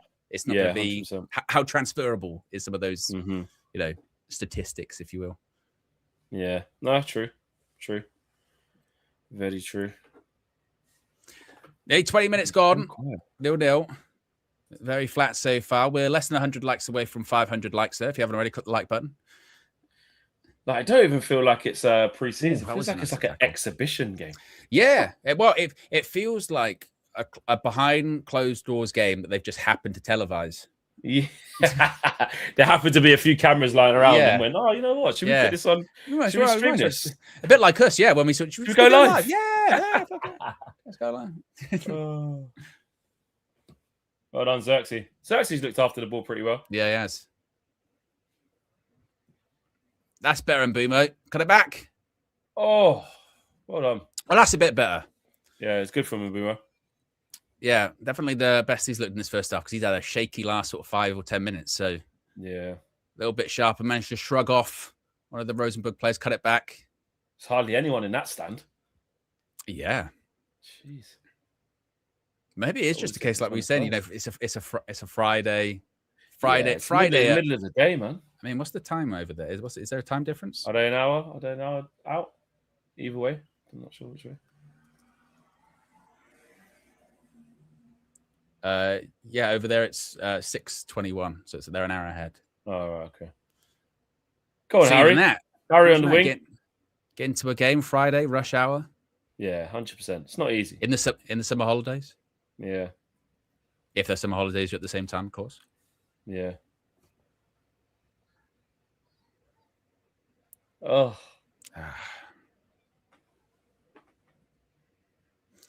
I hope he has a good start to the season, Bumo, because he had a rough. Got to hold him up. He's got to hold him up. One of you.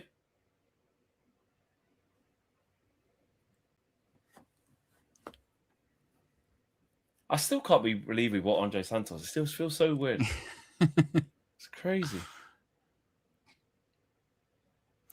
Yeah, with well done, Denny. Yeah. Yeah, with Mbuma, I hope he has a stronger start to the season because he really struggled last quarter of the season, half of the season. Yeah. Well, he struggled after AFCON, didn't he? As soon as that happened, he just. But it felt like it got worse, didn't it? It got progressively worse. Like it got bad. It was bad, but then like towards right at the end of the season, it was like, oh man, like it was becoming like it was becoming a bigger conversation, wasn't it? In some games of like he really needs to come off, and then he would score. And it'd be like, touch. Third of the way through. Yeah. And if you're that team, I know you play Man United, but you don't want to get beaten by a team who's in like, game in there's like their second game of preseason and you're a third of the way through. You don't want to get beaten by that team that's on the beach. Yeah. Not on the beach, but trying to get off the beach, basically trying to get going again. But then like at the same time, it's like Man United, this is the danger, I suppose, of preseason, isn't it? Of like, if Rosenborg win, they go, look at them 10th in their league, and they're beating Man United. Look how expensive that back four is. You know what I mean? So, yeah, there's always an element of pride, isn't there? You know what I mean? You can never say the result doesn't matter in preseason because the result will always matter in football. But I suppose how much it matters does. It's how much it matters because you always play a football game to win, whether you're playing down the park, whether you're playing, you know what I'm saying, grassroots, whether you're playing semi-pro or obviously, of course, pro, friendly, whatever, exhibition games, soccer age, you play to win. Yeah. So you never want to lose a football match. That's for sure. No, like I said, those feelings they never go together. You're never playing a game of football and at any point thinking, oh, if we don't win, I don't care, whatever. You're always thinking like you're always trying to play to win, aren't you? Always. Yeah. Like I said, even if it's a game of fucking. Well done. I don't know what it was. I don't know if it was called for you. Did you ever play Wembley? What, at the stadium? No, like this is what I was saying was called for you. Like, I think locally across the country or the world, like a version of the same game is played, but people call it lots of different words. If that makes sense. We used to call it Wembley. We used to call it Wembley, where it's like basically one person in goal, everyone else, like 10 or however many people out, and if you score, you go through. And then the last person left, they're out. You call it Cupsies. So we used to call it Wembley. Oh, you used to call it Wembley? Yeah. I mean, I lived in Wembley. And then I found out that lots of people call it people call it different words. They but do. Like even that, you're playing it as a game, but you're playing to win even that, aren't you? You know what I mean? Like 100%. Do you remember you spray headers and volleys as well? Well, this is the thing. I used to play in goal. So with Wembley, I used to literally be kicked at for like 3 hours. But even that, you're like, fuckers ain't going through. Headers and volleys. Headers and volleys was good because the keeper keeps changing. So you go in goal, someone starts in goal. Then if obviously you can only score by a header or volley, and if you shoot and the keeper catches it, you're in. Right. That's when the keeper changes over. But cup seasons, yeah, singles, or you could have doubles as well. There was double cup seasons as well. Yeah, so it's called World Cup in the States, Daniel Luciano says. Oh, like I said, it's got lots of people call it different things, I noticed. Yeah. Worlds. Cup season's insane. Where are you from, 124 Mango? What are you from England? Nah. If you're from London, there's no way that'll be foreign to you. You must not live in England. Cup season, that's what it's called. And maybe if it was like in London, red ass. Yeah. Red ass. Would you call it Wembley if you were like living close to Wembley? I lived in Wembley. That's what I'm saying. Exactly. That's what I lived in Wembley. We wouldn't call it that. Yeah. Last man standing in Barbados. Not heard of that. Yeah, because you notice that, like, there you go. Hold on. Let's go. Counter attack. Let's go. No. Ref. Wow. It was called knockouts. I thought you had no boot on there. We called it free for all. Yeah, knockouts. Yeah, knockouts. I've heard. Yeah. Knockouts. Yeah, because it's like it's funny, isn't it, with stuff like that. Yeah, I used to call it knockouts as well, actually. When I went to like uni, like you go, you always think like you invented it. We used to play this game when we were little, and then you say it, and they go, oh yeah, we had that. We just call it this. And you're like, oh yeah, oh right, okay, not that special then. No. Yeah, cupsies, and not definitely knockouts. We used to. I'd never heard of cupsies. You never even heard of it. Yeah, no, never heard cupsies. Have you ever heard of knockouts as well? I think that rings a bell. Yeah, headers and volleys. I feel like we used to play some. That's different though. You used to call it something else. Yeah.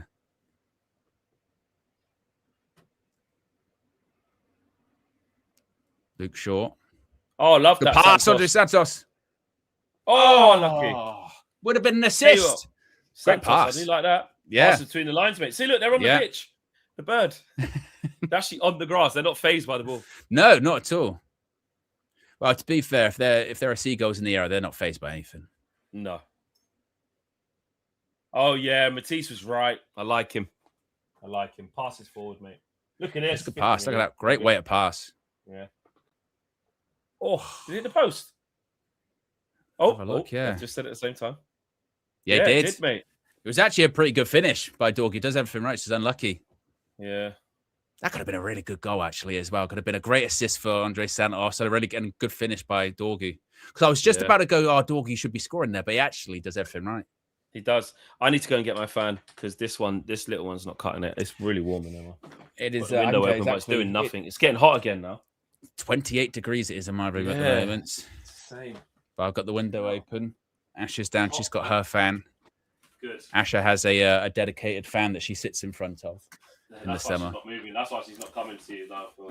Oh yeah, proper. In the summer, she literally lays in front of the head first, like that far away from the fan. Oh, nearly came through to Brian Mbumo. We are how many minutes away from half time? Just over 15 minutes away from half time. We've got just over 1,200 people watching. Less than 100 likes to go until 500. If you haven't already clicked the like button. Is that a foul?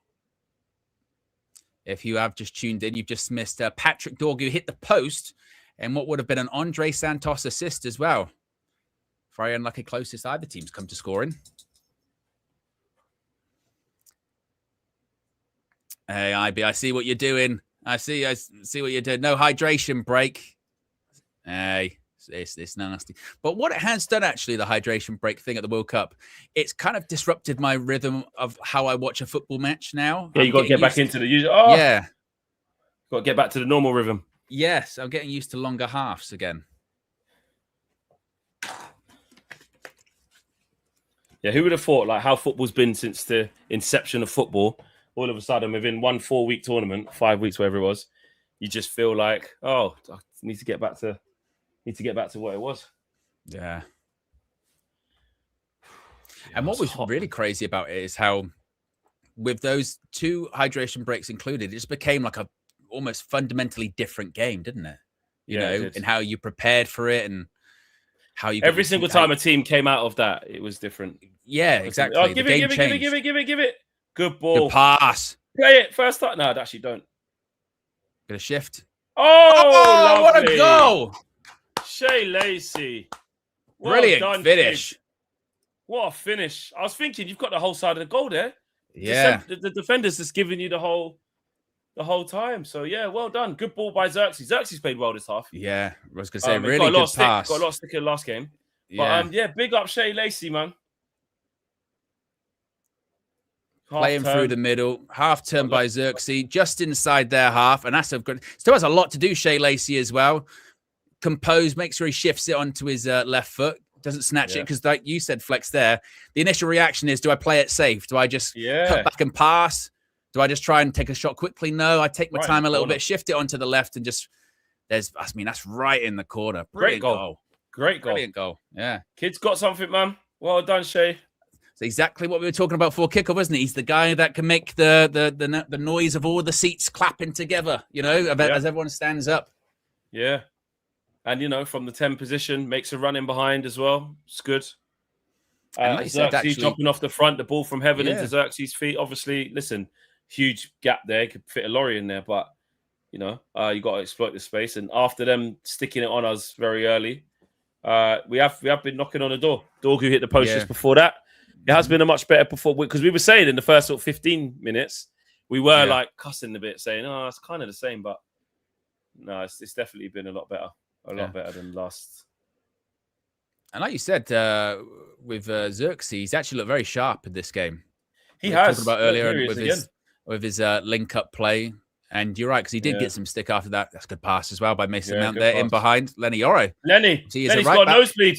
Well, I suppose if you're playing right back, you've got to do those. It's your job. Exactly. You would expect to see a Dallo or someone else in the... Well, I would probably hope not to see Dallo actually there, to be honest, because you never know where that would lead to. That's not very nice. Because if he tried to cross it from that area, we'd end up with a corner somehow against us. But yeah, he has looked sharp, Xerxes, and that's a great finish by Lacey. Brilliant finish. Good. And Xerxes gone roaming a little bit more. Look, he's in the right channel. He's not just sticking to that 10. You notice we're starting to dictate it a little bit more now, starting to hold on to the ball a little bit. Like you said, they're starting to sort of tire off a little bit. And this is what we were talking about before kickoff, going, look, they're going to be sharper than you and fitter than you because they're midway through the season. But what should be apparent is your quality should shine through. You're better players than this lot. So you should prove it, basically. Yeah. I like Patrick Dorgo on the left-hand side as well, Fleck. You know what I mean? Yeah, I'm not having this. That. He's a winger, mate. Yeah, he's a left-sided attacking player. He's no left back. He's not. I think he'll only be used there. Well, but if we don't buy a left back, we're just going to go with Luke Shaw. But he can't play every game, so it'd be interesting to see what happens when Luke Shaw's got a knock or can't play. Well done, Santos. If he's, I wouldn't say that. That's a bit extra. Comments says I had absolutely no right to get that. I wouldn't say it was that. Oh, and Boomer loves that one around the corner. Well done. Shay's popping up everywhere. There you go. There is Dorgu. All the wingers are on the same side at the moment. Yeah. Good. But yeah, with Dorgu, I suppose now that he's starting to have some success further up the pitch, you almost don't want to feel like you make him regress by playing him as a left back. But is that going to be a foul? Yeah. Yeah. You want to, but at the same time, you look at people like Alfonso Davis. They play all the way up and down that left-hand side. If the real best of the best, it doesn't really matter if you play them left back or left wing because they get up and down regardless. You know what I mean? Yeah. It's just about if you're asking both positions essentially. Yeah. So, but I don't know. Like when it does get to 3 games a week, because obviously the Champions League doesn't start till when does the Champions League start now with the new format? We ain't been in it. We don't know. When does that start? October. Yeah.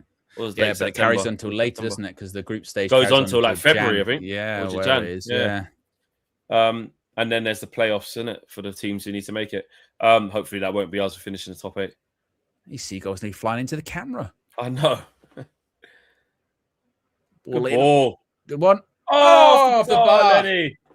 Unlucky. Well, I tell you what, 35 minutes. We've got a goal. We've hit the woodwork twice. It's a bit more like it, isn't it? Yeah. Great ball. Oh, unlucky, Lenny Oro. Because it's not an easy one. That's a real tough one. Not an easy one. Yeah. He's done well to direct it to there, to be honest. Unlucky. Oh, there you go. They're turning the ball over a lot now. Yeah, there you go. Lacey, Still well got done. it. Just keep Santos it alive. won it back again, by the way. Yeah. He's played well. Oh, lovely. Oh, he tried a little one there around the corner. Well done. Get it back. Well done. No, well done. We Well still done. did, No, I think that did was his job. coming together.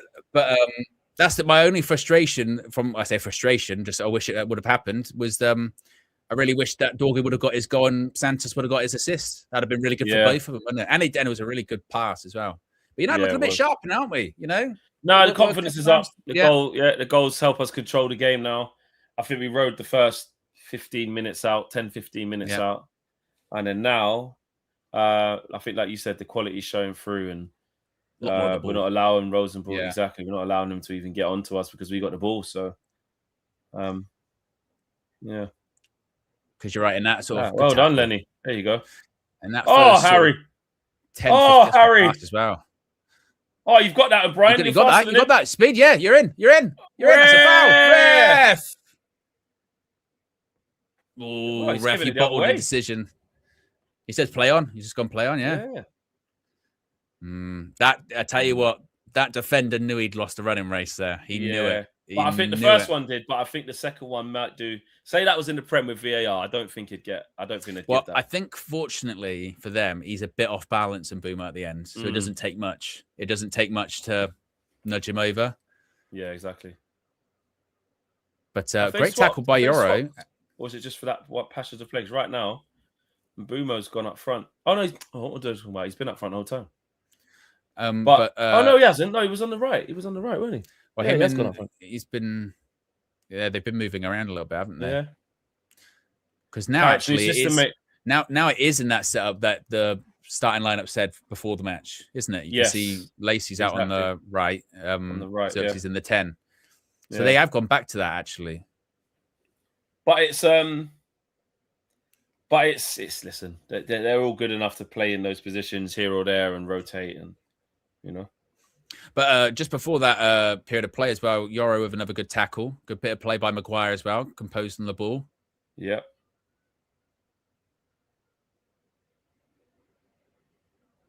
Yeah, he's looked for it. Oh, a little bit more on it. He's in. Yeah, because we haven't certainly last 10, 15 minutes, we've had much more of the ball. I did kind of have a bit of a concern opening 10 minutes. We played a bit on the break, and I thought we're not doing counter-attack against Rosenborg. We've got more of the ball. Yeah, we've got more. But then look, as soon as Mbumo's gone up front, there's balls in behind immediately because he obviously runs a. Well done. Oh, Shay. Oh, good feet. Brilliant. So Yoro, he's getting forward quite a lot in that right back spot, isn't he? He's really doing that's a foul. Ref. There was a couple in there, wasn't there? There was the Euro one and that tackle then. That's another sliding tackle. How many times? He got the ball. He got there at the end. Yeah. He knew what he's doing, though. Do you know what? I mean, it's a bit contentious because you don't.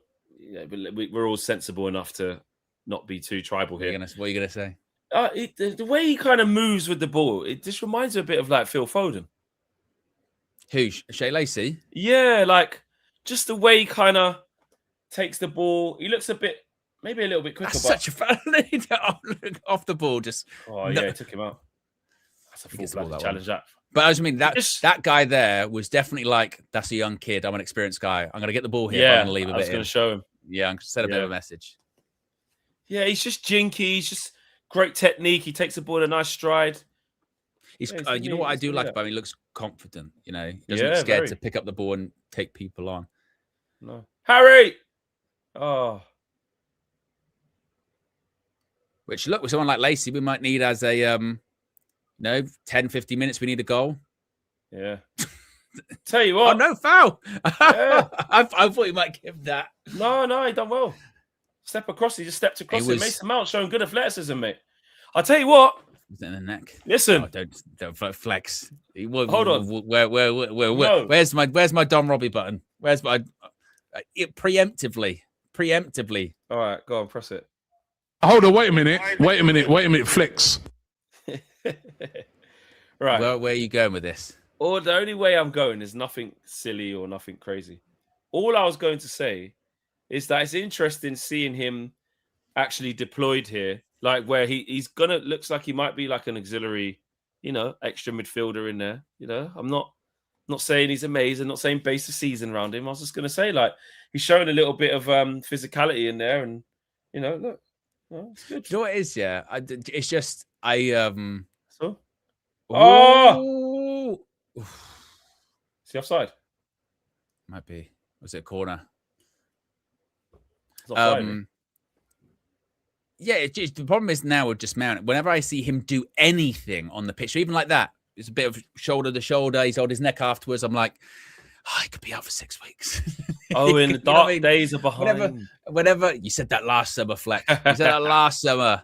I think you were half right. You said about Luke Shaw and Mason Mount. You said I think the darkness is behind him. Yeah.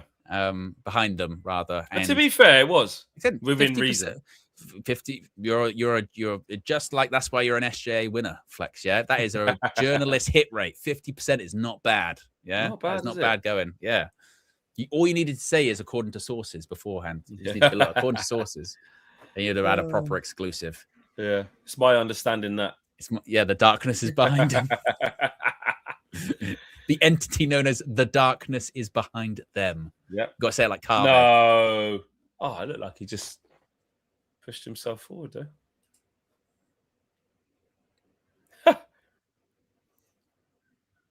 No.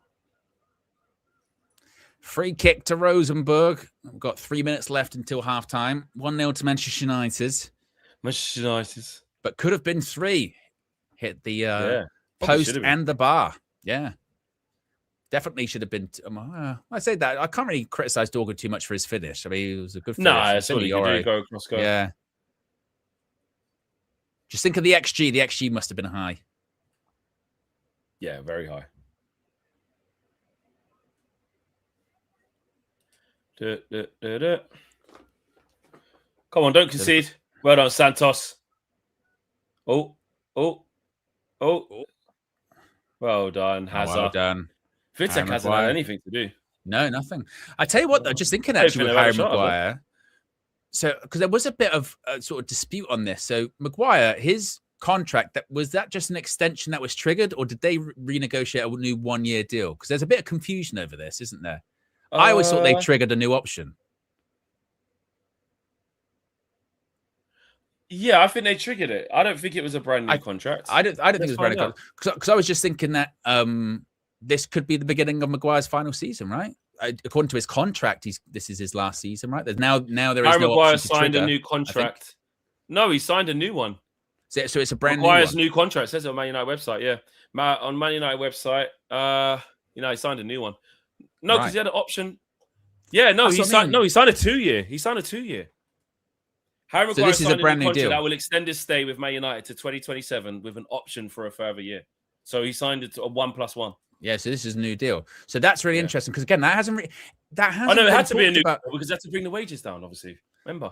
Well, this was my thing. I was confused about. I was like, well, if you trigger the option, obviously it's still going to be the same wages, and he was one of the highest earners. So if he signed a new deal, then one would think the wages gone down. But is it me? They would have gone down for sure. Or maybe it's because I'd sort of missed this. Yeah, but even that we had to look up. It hasn't really been spoken about a lot, has it? That's a new deal.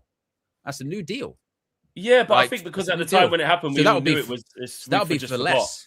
That would be for. It's definitely for less. Yeah, definitely for less. Yeah. But no one really knows how much, do they? I guess. No, it didn't really get reported. But I don't think Man United are going to re-sign him for a couple of years and put him on. So this won't be the beginning of his final season then at Manchester United. Well, unless it could be. We could sell him. It could be. That's why you do an extra year. Yeah. Offside. Not offside. But if he signed a new deal for less money, then the likelihood is he'll probably end up doing 2 years. If you're that happy to say that you take less, then you're probably going to end up doing. Yeah, I would have thought so. I big up to everyone that did hit the like button. We're over 500 likes. Well done, people. Run it up. Run it up. Half time. Any half? There are people there. You can hear some applause. Yeah. They're clapping. Is there any Any halftime shows? Anyone performing? No. Oh, you think there's going to be like a 30-minute? There's going to be a 30-minute one. Yeah, like we've got to get used to normal football again. Do you know what this is proper? Will we see JJ Gabriel right? now? This is Owen Meldrew with that whole World Cup pre-match and mid-match shit that's going on. Yeah, it kind of just occurred to me in real time how bizarre it was pre-match, because obviously it's in a stadium and there's loads of people watching. They can't sing live. They won't sing live. Everything's got to be pre-recorded, so they've got to be miming. So it kind of just like dawned on me pre-match, and I posted out, why for 20 minutes before the World Cup final do I have to watch people pretend to sing? Why would I, like, pre to the World Cup final, why am I watching Robbie Williams pretend to sing a song? What was it? Definitely what all of it? They were miming. They were because they had to, because you can't do that live in a stadium. Like, it's just technically it's too difficult, right? Yeah. And too much risk, because you have to mime. So at the same time, why am I watching that? Why would I couldn't work out why I do this. If they were actually singing, I'd be like, "Oh, Owen, you're watching spectacle, man." Just sort of imagine that. Just what should we do before the match? Let's have someone pretend to sing. We can all watch. You're like, so miserable, man. It's fine. I was just like, just kind of, you know what I mean? Just dawned on me. I thought there's lots of people watching someone just move their mouths but not making any noise. I didn't see that they did that. I just remember I was saying, I thought it was AI. With Ronaldinho and R9 driving in the car with Madonna. I thought it was that was the other part of it as well. Is immediately once I saw that, I went and checked the carbon monoxide thing, because I assumed there'd been some kind of gas leak, because I must have been hallucinating, because Ronaldinho and R9 with Madonna. I know, it's like mad. What's going on? But, there's a new stadium, Owen. Yes. Well, do you know what's interesting with it? They're just showing it on the map there. Of course, it's because it's not in the same place initially that they thought it was going to be. They thought it was going to be a bit like, I suppose, Spurs, almost adjacent to the Spurs was built off one stand northwards, wasn't it? Initially, the new stadium was going to be kind of parallel to it, but they got different lands, and it's a little bit further up. Only about like 200 meters or something. No, but they haven't said what they're going to do with Old Trafford just yet. Afterwards, they did confirm, because I saw some clips from the COO, I think. She was saying that, you know, it's not going to be a case of we're not going to have a stadium whilst it's being built, particularly now that it's further away from the stadium. We're not going to be away from Old Trafford. Yeah, that's good. Yeah, which would be good. As far as when they're going to actually like break ground, as they say on it, though, I don't know.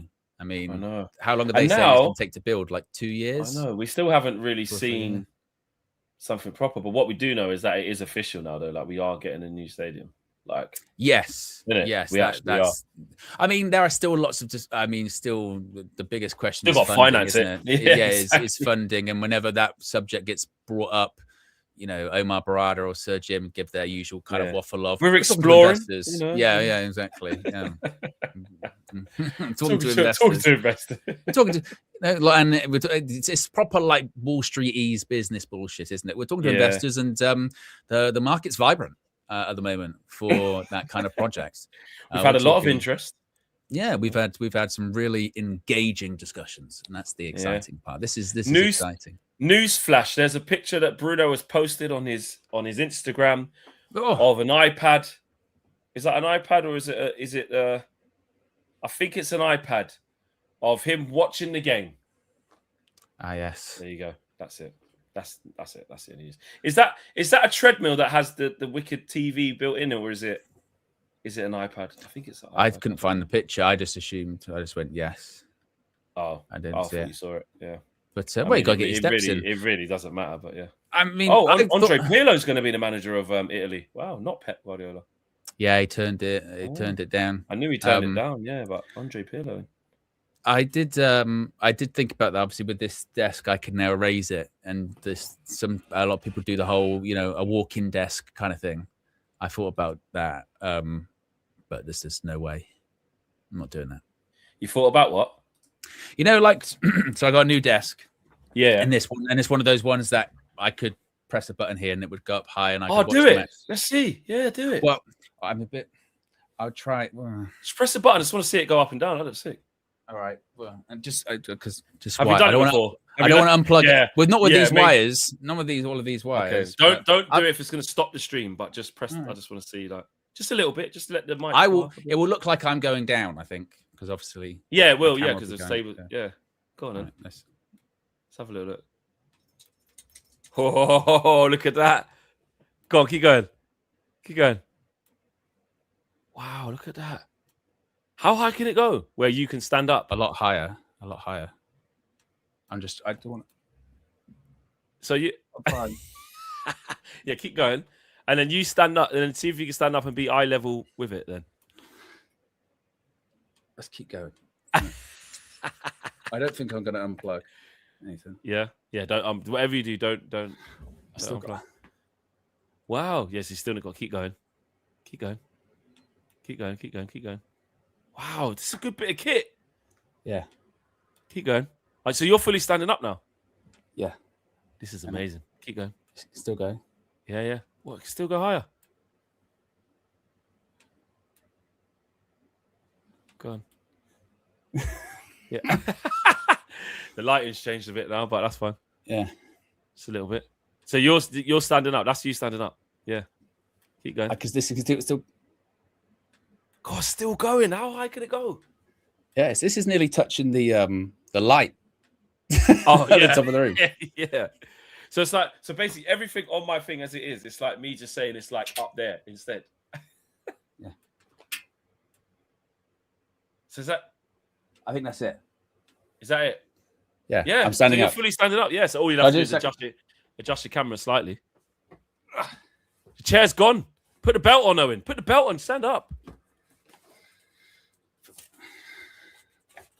Good desk. Yeah. Yeah. Let's do the second half like that, bro. That's Easy, it. mate. I'm tall as well. Yeah. No, I haven't just discovered them, Georgie. I'm just excited to see it in action. I knew they existed. But yeah, I'm like a kid in a candy shop. I like this investment. I told you, and I can see the match in front of me and all that. Yeah. Wow. Yeah. That's good. And I'm like, how tall am I? I'm like 6'2.5", 6'3". Yeah, you're tall. Like, you know. Fully standing up, mate. Yeah. So, I mean, I can do the proper, you know, if this is in the season, we can. Yeah. You get fucking up. Yeah. He's doing it from the. I can do the tie. I can do the tag. And when you're like trying to just say, you know, like when you're in deep thought of like, I can't believe what's going on. You can just take a wander. Like you could walk back towards your green screen. You could just walk around, like just head in hands. Just can't believe what you're witnessing.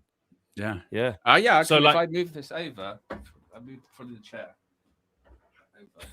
So I can proper pace. Standing desk view. Yeah, that's it. You give it a little, just a little wander about. I can't stand still or sit still, so that would be me. I'd be a nightmare if I get this because I just wouldn't keep still. I'd just be pacing around the room. Yeah. Well, this is the furthest up I've had it because whenever I record stuff, I'm not going to do it standing up. But yeah. So it's like, so what is your like mouse? Like you see, like. Let me send you a picture. Yeah. Let me see what it looks like. It's like, where's your mouse in that? Is that like basically at your hip? So if I was standing up, it's just at like your hip size. There you go. Yeah. Throw the chair against the wall. Get a walking pad and walk while watching games or doing. That's what I thought about, but I mean, standing up's enough for me. I know what you're like though. You'll start flipping, doing more stuff. Yeah.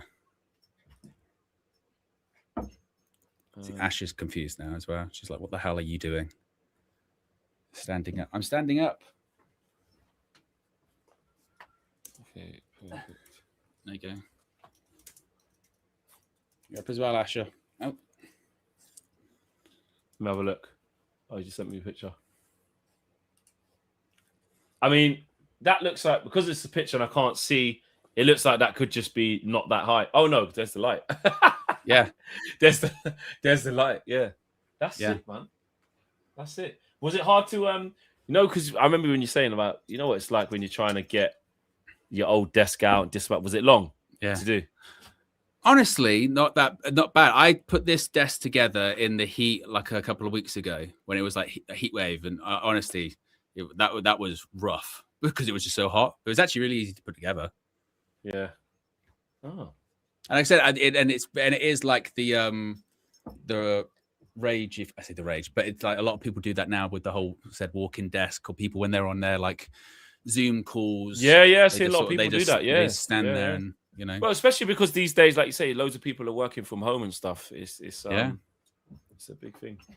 It's a way to keep fit and keep ticking over, isn't it? So Owen, are you just gonna do that? You're just gonna stay like until that, I get bored? Yeah, why not? Yeah, until I get bored. That's well, we'll see how feasible it is, because I might do it. It's a pre-season for me, so this is to test it out. Yeah, I'll be like, look, Flax, I'm not doing that. He's like, bro, I'm not gonna lie. I know only done it for like 45 minutes. And my legs were in bits. Or I'm gonna get a voice note from mine. For certain shows, for certain moments, for certain halves, I might be like, mate, for certain games, some certain games require an extra level of, you know what I'm saying? Or it's like when you go to old school, go to a game, right? Can't really do it nowadays because they tell you to sit down. But if you go to a Man United away game, you're standing up for 90 minutes. You're standing up the whole time. You stand up. If you're in the Stretford End, you're standing up. Yeah, we take less. Not even in the Stretford End, even if you're in the East Stand on the corner, like quadrant, like you stand up, and they've got safe standing there now. So yeah, it's getting more like that. Steffi Jenks, she says, my treadmill is next to my standing desk, haha. But I can't walk and work. Yeah, you wouldn't be able to do that. Yeah, she's very confused. Owen is blinded by the light. I like what you did there. Asher is locked in. Owen's getting more sunburnt from the light. So yeah, don't get too close to that light. That's true. UV rays, bro. Got my sunglasses. Yeah, but Tynan Thompson or Teenan Thompson. Actually, there he is on our screens. Quick little one on that. We've got a video done with a really good Spurs fan, really good up and coming content creator, Kish. I don't know if you guys have seen Kish. He's from. He's been doing a lot of stuff on YouTube recently. He's doing really well. So shout out Kish, but he's a huge Tottenham fan. Speaks a lot of sense. And we had a discussion about Thompson, how he views him, how he's seen him, and what he thinks about the move for us. So that video is coming out tomorrow. So look out for that. And shout out Kish for coming on as well. And also we spoke a little bit about Mateus Fernandes as well. So. Yeah. Yes. Did you discuss the volley? A little bit. I said, yeah, because I saw him score a goal yesterday, but I just saw like loads of bushes and trees behind the goal and that. I just give it to. I said, and then he was waxing. I said, on a serious note, like, what do you think of him? And he's like, no, honestly, I think he's incredible. And I was like, yeah, well, I said, we didn't want him anyway, to be honest with you, bro. So you can have him. All right, not interested. Dodged a bullet, mate. No problem. Yeah. But I said, then I was honest. I was like, no, I'm not going to try and rewrite it. Like, he is a very good player. I think he's brilliant. I really wanted him. But I'm also comfortable with how it played out and how we didn't get him and why. I can see it. Yeah. But if we had him, I would have been very happy. I think he's good. I think he'll have a good season. I think he's a very good player, man. Well, also as well, when we were hearing that stuff from West Ham and being like, look, West Ham, they don't care that they got relegated. What's up, Asher? They're gonna get their money, and they did, didn't they? Oh my God, they got their money for those two players in Somerville and shout out Nicky Hawkins, West Ham Fan TV outside the London Stadium. We've just lost. The price is the price. And remember that, actually, to be fair, that's what he said.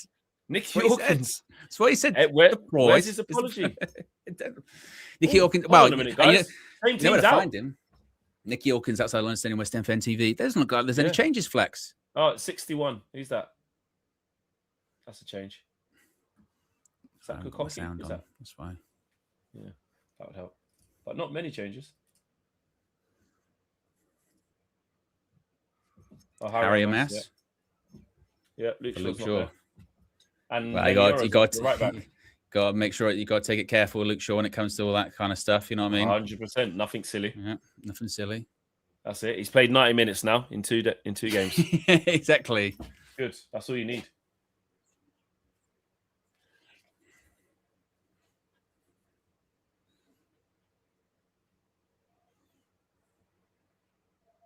Oh, Harry Maguire's gone off.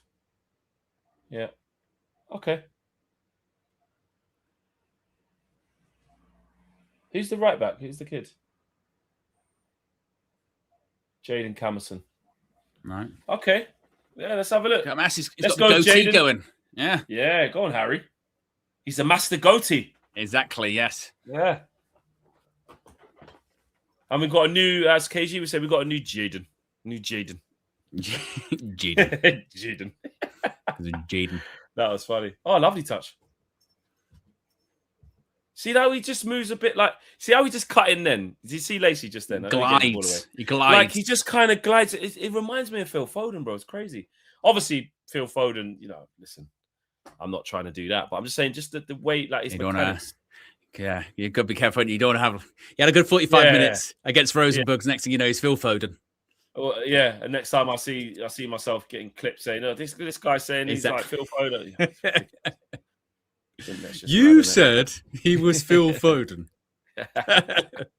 Yeah. You couldn't write it. I will say is the camera angle that they have for the pitch is really weird. Yeah, it is.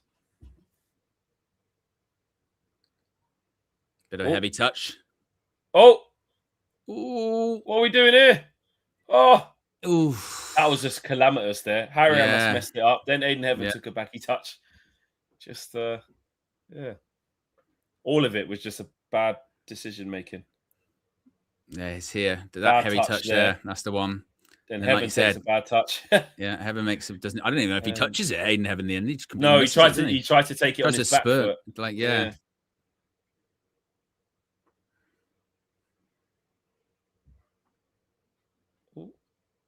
I was going to say, what third change? What are you talking about? Work for MUTV, mate. Should know all the players. What's going on?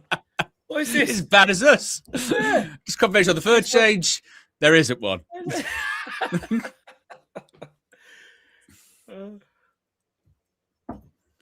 What? The opportunity to do what? He's in. Oh, he's shanked it. He shanked it. Super chat from 217 says the Jalen Brunson Roman Reigns Knicks bout is $2,200 and I'm willing to buy it. How much are you willing to spend, Owen, if 21 happens this season? Spend. Is that what WWE have done? Jalen Brunson was with Roman Reigns at Madison Square Garden for Saturday night's main event last weekend. Initially, there were plans for him to get physical, but he's just had surgery so that he couldn't get physical. But they gave him a custom New York Knicks World Heavyweight Championship. And now you can buy it, right? It's basically $2.5 grand. Yeah, because it's not even like a lot of the time with the collaboration bouts that they do, they look a lot like these. Yeah. But the World Heavyweight Championship one, like a proper. It's even more rare because it's less generic. Wow, $2,200. Good grief, Jesus. That's mental. But if they did like a custom 21 Man United one, then yeah, we'd have to get that. I'd have to, at this point. Yeah, well, they didn't do a custom Arsenal one because they won it. They just done the whole Premier League thing of. Yeah, they just send it out. Good touch. Give it to him. Good touch. Oh, unlucky. You should have set a 40 for the shit. Lacey. It was a good touch. Like fizzed into him. Good ball.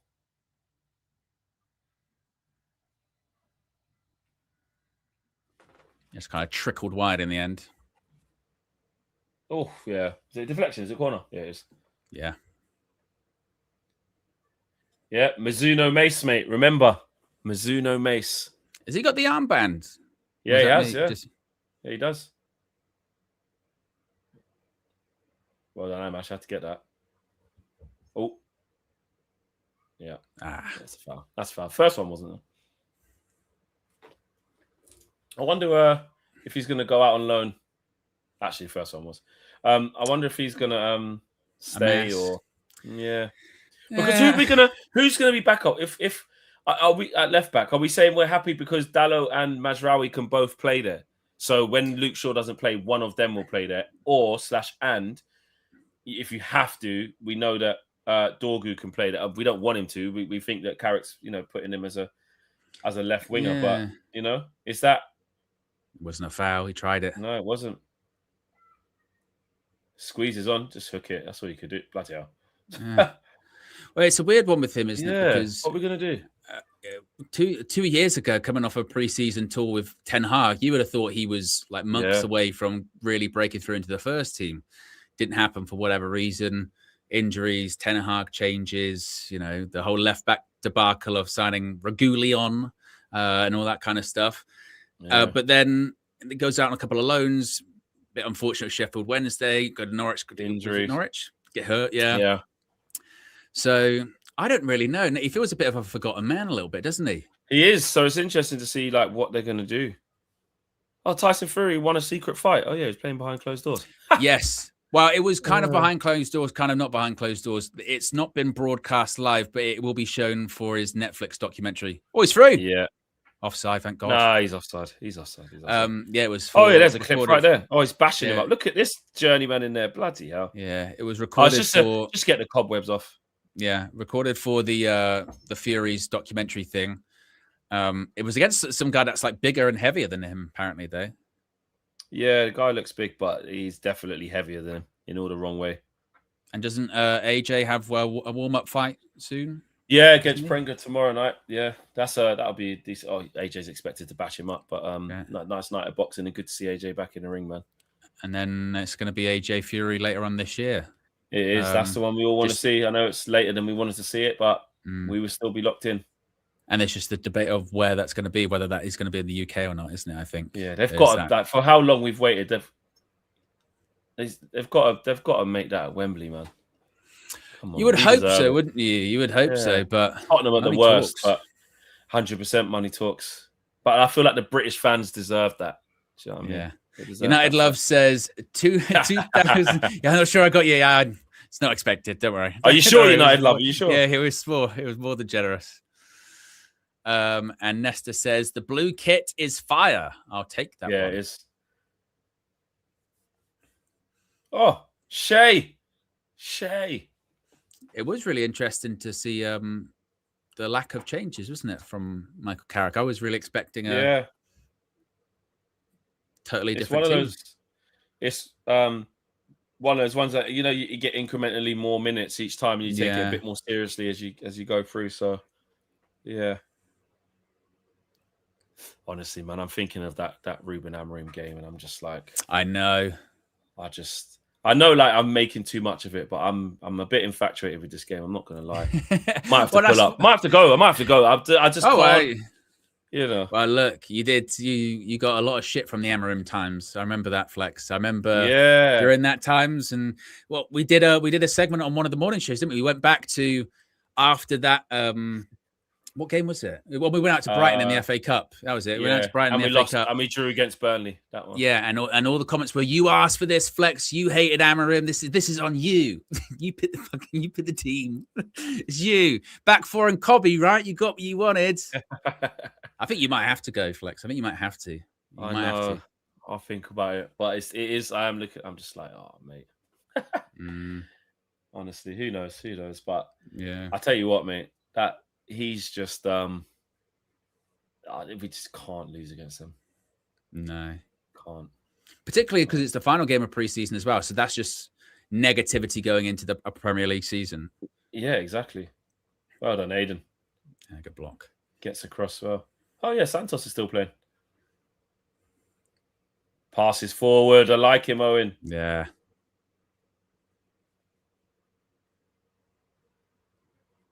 Go on.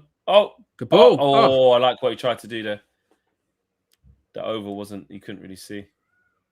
Guys just run all the way through there for a second. No, I think Santos just got it off him, to be fair to him. Nesta with the super chat says, been a year, hope you haven't forgotten about me. Is that the Nesta? No, haven't. Never forget about you, bro.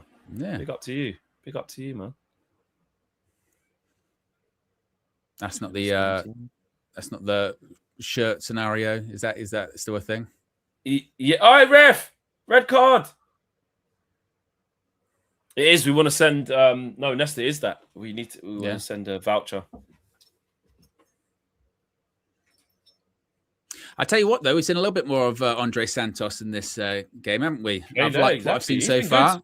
He was unfortunate not to get assist in the first half. Played a couple of forward passes, won the ball back. I tell you what, who's that? They got skinned.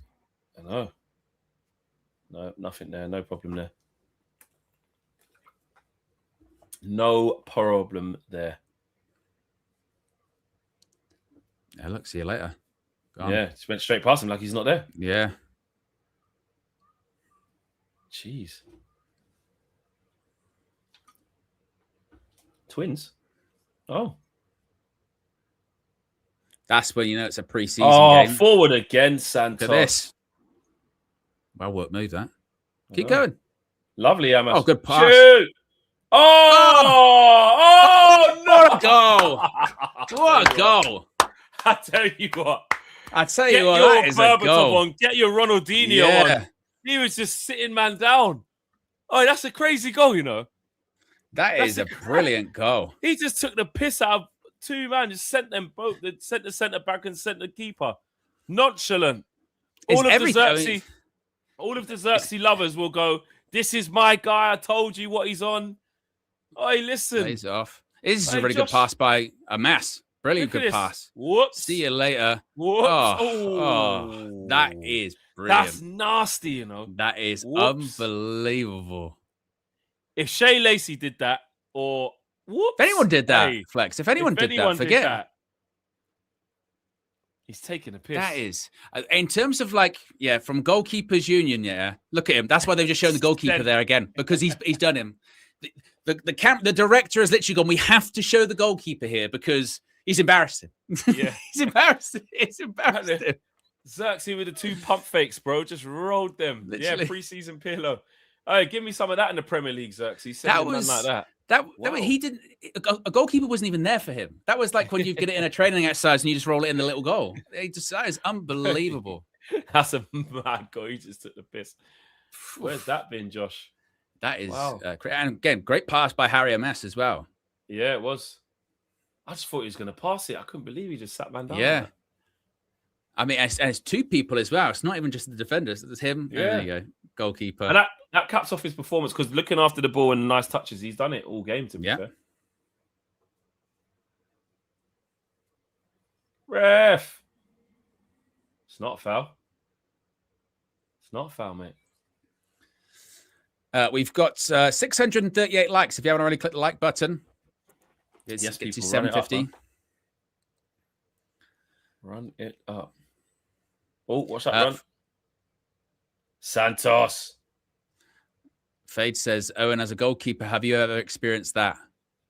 Do you know what? yes, in that sometimes, especially at younger level, sometimes an exercise is everyone stand in a line and someone just literally pass it in, they'll lay it off and you take a shot. Boom, boom, in the line. Keep going. For a goalkeeper, For a goalkeeper, that's hell. Because it's literally, say, get back up. Get back up, right? It's a bit overkill, isn't it? When people would do that, I'd get pissed off because some people would do the layoff and then pick the ball up and then carry on going towards you and go around you. And that would annoy me because I go, well, that's not an exercise. That's not anyone, what we're meant to be doing. Yeah, exactly. You go of course you can go around me. If you're a good football player, you'll be able to go around a goalkeeper fairly easy. You know what I mean? It's not too difficult. Yeah. It's in your favour where you can kick it round the keeper. You should always be able to get round. But in a game, because some players are just really good. Some players are just really good, aren't they? You know what I mean? Yeah, they just send you, and they just got more wisdom. They just got it. Well, and if a striker's one-on-one with you and they've got time, they can already think what they're going to do, no problem. Oh, Lenny is on the floor already. Oh, foul! Why did you foul it? The worst one is it's a one-on-one, and you're like, oh, they could go around me, but you don't want to come out too much because otherwise they'll just dink it over you. That's the worst. That for me is worse than when they go around you. When someone chips you, just dinks it over you. Oh, it's the worst. And the little slow dink is the worst one. And the dink where when keepers get lobbed and they fall in the net, that's one of the worst ones. When you've got to do you go, it's one-on-one, but when do I actually run out to him? And you run out. By the time you reach the edge of your box, dink it over your head. You go, I look like an idiot. Didn't even get a chance to save it. Being a keeper's long, man. I'd never be a keeper. Ever. Right, what's this guy got in the locker? Vitek. On your guard. Oh, Oof. good strike. Just wide, yeah. Big Vic was there. Making changes, 60th minute. Yeah. JJ? See how long he keeps his team on. Yeah, he's got that. I did flex some news here. I just got a message from my dad. Said, I'm watching you now and have an important question for your viewers. New season, new shirts. Which name should or shouldn't I go for? Did he say that? Yes. I'll talk to you afterwards, Dad. Gosh. I'll talk to you afterwards. Because look at Shay coming off with the first team. It's like, the first team. I'm off, mate. I'm with the first team. Get the kids on, boys. Enjoy it. Look at him going to enjoy it, lads. Enjoy it. Yeah. Okay. Make it count for you, lads. Make it count. Yeah. Take your opportunity. Is Chido just come on? Is he getting some game time? Here we go again. Look at this. See you later. I don't know what the goalkeeper's really actually doing. Look at him. No. Talk about that. Was it? No, to be fair, it does. I thought he was gonna put it in the bottom right the first time.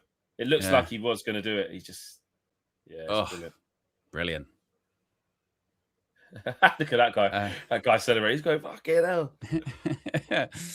Nesta says, I'll send another mail with my info. Well, we said before, didn't we, about getting a voucher actually in the location as opposed to sending? That's what we came to, didn't we? 1 billion%. 1 billion%, Nesta. And I'm guessing, because I think that was what we were. We said we waited till the kits to come out. Yes. So I'm guessing you want this blue one.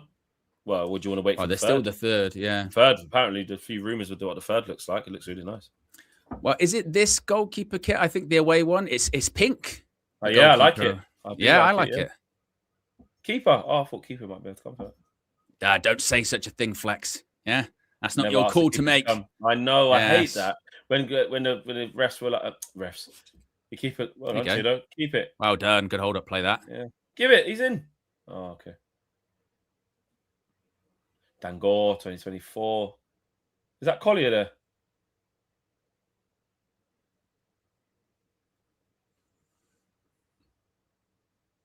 Yeah, Toby Collier playing. Jaden. I'll tell him to get a Elliot Anderson Manchester City shirt, and we can go from there. Yeah, get him to ruin it for them. But I'm not sure the judge can be weaponized like that. Anderson will probably end up becoming like Ballon d'Or. Yeah, it only works with our team. Yeah, try and do it to the other teams. It ain't. Yeah. Come on. Ball in. Come on. Oh, finish. Yes. Go on, Jacob. Jacob Devaney. Well, Irish Schoolboy International. Go on, Jacob. Good lad. Good lad, kid. Good lad. Yeah. See, this is more like it, isn't it? This is more pre-season that you like. You know, yeah, bit of a slow start, but now you're winning them 3-0. Not always playing great, but a bit more positive, a bit more. And actually, to be fair, after that sort of opening 15 minutes, Man United have been the way better team. Yeah. We've been absolutely fine. Oh, yeah, a bit of fortune there, but yeah, there you go. Should have scored more, to be honest with you. Yeah, 100%. Unfortunate just to be 3. Ooh, look at the M's. Look at the M's with the fork on it. I like that. I like that Adidas logo as well. Trefoil. Yeah. Yeah. Old school. Yeah, it always looks better with that. Good. Well done. So JJ Gabriel isn't on yet, is he? No. Surely you've got to give him like 10 minutes or something. Yeah, 3-0 up. You know what I mean? Yeah. Give it. It's still a lot of time to play. So yeah, but who you're not really going to. But the problem that we've got is who's still on the. These guys who've just come on, they're not going to come off, are they? No. So actually, he might not play. I don't think he will. Do you think he'll take one of them off with like 8 minutes to go or so? Say you're coming off? Maybe. You're going to play most of the half, but for 5 minutes, we'll put JJ on. Yeah. Depends. I suppose it depends what's been communicated to them beforehand. If you go into a game knowing I'm coming on, but then I'm going to get subbed off again. Yeah, JJ, true. It's not. Maybe that softens the blow a little bit. Yeah, exactly. See, look at the pigeon. Look at the bird. You see that? It's just waddling away in the grass. Yeah, I mean, honestly, if you like with seagulls and stuff like No, that, it's still on there. Don't even care. Look. no, with seagulls, honestly, I've got quite a lot of seagulls near me, and I walked past a couple the other day. They don't give a shit. Like, you know what I mean? They might as well be just handball, mate. They might as well just be humans walking on the path. Like, they'll just look at you as if to go like, all right. Yeah. And you go, It hit off the Maguire regen. That was a handball. See that? wow. Yeah. Just ignore VAR. He's mate. fully like Harry Maguire. I can't believe he's got hunched over a bit. Like he's just like the posture. Yeah. So even the way he sort of Like, look runs, at the way he's just walks. running along the line there. Why do we have a Maguire regen? I love this. This is when you're like, I don't know, 6 or 7 seasons into Football Manager. Yeah. They've run out of players. They just go, I've got to start recreating. That's a foul. No. Not a foul. Oh, It's hit the woodwork. off the Look, bar. the pigeon's still there. Yeah. I thought that must have been a foul. I thought, let him play on. Got the ball there. Yeah, I don't think it was a foul, Was it? Let me see this. I don't Maybe know. not, actually. Yeah. Commentator said it certainly was a foul, but it's MUTV. Yeah, But MUTV commentary, isn't it? yeah. I miss back in the day. Deflection. You used to hear the Paddy Creer in commentary. You want to hear some biased commentary. Oh, lovely touch. Ref! Where's the ball? Where's the ball? Cameraman can't keep up. No. Well, I was confused by the sheer amount of sort of Birds. seagulls. Yeah. He's got the head mask too. Yeah, he does. He's offside. Offside, surely. Yeah. No way. Tavislow. Oh, no. Don't do that to the Absolutely kid. not. No. No. Don't do Did that. he- The kid yeah. JJ doesn't deserve that. No. Not to a child. You know, he's not even an adult yet. You know what I exactly. mean? Exactly. But I think he has to get a name, because some were saying, what if he just gets a blank shirt? But then I think the curse just goes on to the club. And frankly, we can't the whole club in general. we can't afford, you know what I mean, that many that more curses. Yeah. Hopefully the hyena's gone. I would say what player would I be not comfortable with him getting? Comfortable is the wrong word. Who would I suggest? Any of the new signings? No. Or you don't want to curse them, so don't be Santos, don't be Tillemans. No. And also as well, we did find that even if the warming up, Owen. Even if the shirt curse doesn't get to him this season, it will catch up to them, because in Ten Hag's first season, he had Rashford and Martinez, which you would go, great. You know what I mean? They had fantastic seasons that season. Rashford had his best season, but then beginning at the end, Martinez hasn't been fit since. And Rashford, I mean, we don't even need to talk about. Exactly. We don't even. Yeah. The curse was that bad that Rashford went out in Belfast. Yeah. I mean, get away from Owen's dad's Yeah, exactly. I'm going Belfast and I ain't coming in. Yeah. I will say the lighting looks crazy, because now your face looks really red. Red. And like the light, it's just giving that. It's because I don't have the now a light's lights. probably not. Yeah. I've been blocked off. Yeah. Because the table's so high. Yeah. It's weird. I still keep forgetting when I'm looking at you. I'm still forgetting that you're standing up. I'm stood up. Yeah. How are your legs feeling?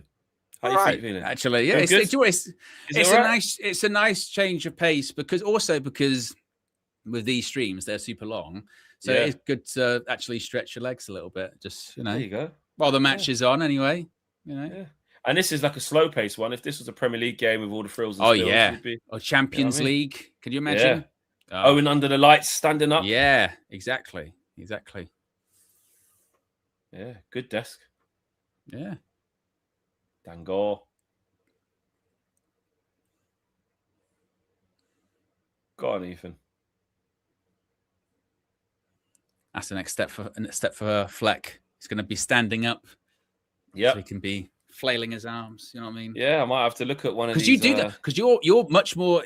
When we used to do match views in the studio together, you're much more animated than me. Way more animated than me. This is the thing. It's all right. One thing is all right at UVHQ, but in your house. Exactly. I don't want to be mashing up my house and running around. Yeah. But... why not? If it's worth it. I mean, with what's some iconic Flex animated reactions? I mean, to be fair, last season with you just pulled down the green screen was pretty amazing. That was unbelievable. I can't remember what game that was. I think it was Grimsby. Yeah, literally, it was when, I said, it's over. I'm done. 2-0, and it went 2-0, and you just went. What difference that was going to make to anything? I don't really know. Oh man, we've been in some. I don't know. You watch some mad stuff in it. There was one where you just started removing the mannequins from the thing. From the studio. Just taking the shirts off them. I started to dismantle it. I was de-rigging the studio. Josh, I turned the lights off. Yeah. I started de-rigging the studio. Had enough, mate. I'd had enough. Although what I'm thinking about with this, like during a match, is when you're sitting down in a chair and watching it, you are somewhat restricted because you're like, there's only so much obviously I can do in this chair when I'm pissed off. Exactly. Now the fact that if I'm annoyed, I've got way more room to be annoyed, which is actually probably a bad thing, honestly. But your green screen, have you got like a sheet that goes across the wall so it's bigger, or have you got to pull up? My green screen, it's the wall. You just painted the wall? Well, it's not painted, it's a sheet. Oh, that's what I'm saying. Yeah. Go on. Yeah. Oh, well done, Harry Amas. Fullback to fullback. Jaden with the assist. Manchester United are amassing lots of goals today. It's 4. It is 4. Good goal as well. Good move. Good ball across the box. Good pace on it. That's what you want from your right. Was it the right back? I'm pretty sure it was. Let me see. Yeah. Gets it off Fletcher on the overlap. Jaden. There you go. Jaden. Good ball. Yeah, well really done. Good ball. Fizzed it across goal. Yeah. Good goal, that. Good goal. Very good goal. And doing what the fullback should do, Amass on the other side. Follow the ball in. Yeah. Make sure you're there. It's a good finish, though, because he's stretching and the ball's got loads of pace on it. Yeah. And it's bouncing just before, so actually a really good finish. I know you can look like he's tapped it into an empty net, but he actually hasn't tapped it into an empty net. That's a really good team goal. Yeah. Yeah, good move. Well done, boys. 4-0. This is the type of pre-season games we expect. Although the opposition's going to get, you know what I'm saying? We probably won't be doing that. This is when you can't win, isn't it? This is when you can't win because if it's only Rosenborg until you don't win. Then it's Rosenborg. It was only Wrexham until we didn't win. Exactly. And also, with the youngsters, gives Michael Carrick something to think about. Yeah, exactly. This is them in their season as well, Owen. How about that? Yeah. Getting beat 4-0 during your season. That's why they're 10th, mate. Or this was Manchester United. It's Manchester United. Someone asked me about standards the other day. Didn't realise. There's loads of gaps. Look, he's in again. I think have they made substitutions because they look way worse. Yeah. That same ball's on again. How long are you going to take, mate? Oh. Deflection, yeah. Yeah. You're right, though. We were through again, weren't we? Yeah. It's just open now. Class of 26, mate. Oh, we're so old. Class 26. This is what happens when the recruitment youth drive that Ineos have been doing the last 2 years. Shoot! Dangor, 2024. Dangor wanted more. Dangor doesn't know how much of a legend he is on this channel. I know. Dangor wanted more. 2024. How many goals Man United scored today? 4. Dangor. Michael Carrick with his mood ring on. Yeah, keep track of what's going on. Mood ring? Yeah.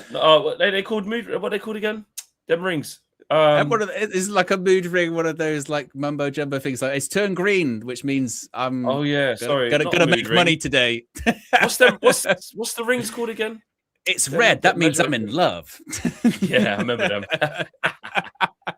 Aura ring. Mood ring. Mood Aura ring. That's the one. Yeah, that's what the kids get. Yeah, exactly. Let me wear this emerald ring green to see if I'm pissed off. Oh, I'm so angry, and guess what? My mood ring is blue actually, so I should calm the fuck down. I forgot. Yeah, not mood ring, aura ring. Jesus. Yeah. Where am I going with mood ring? It's green. Think of ideas. Why? I'm in money mood.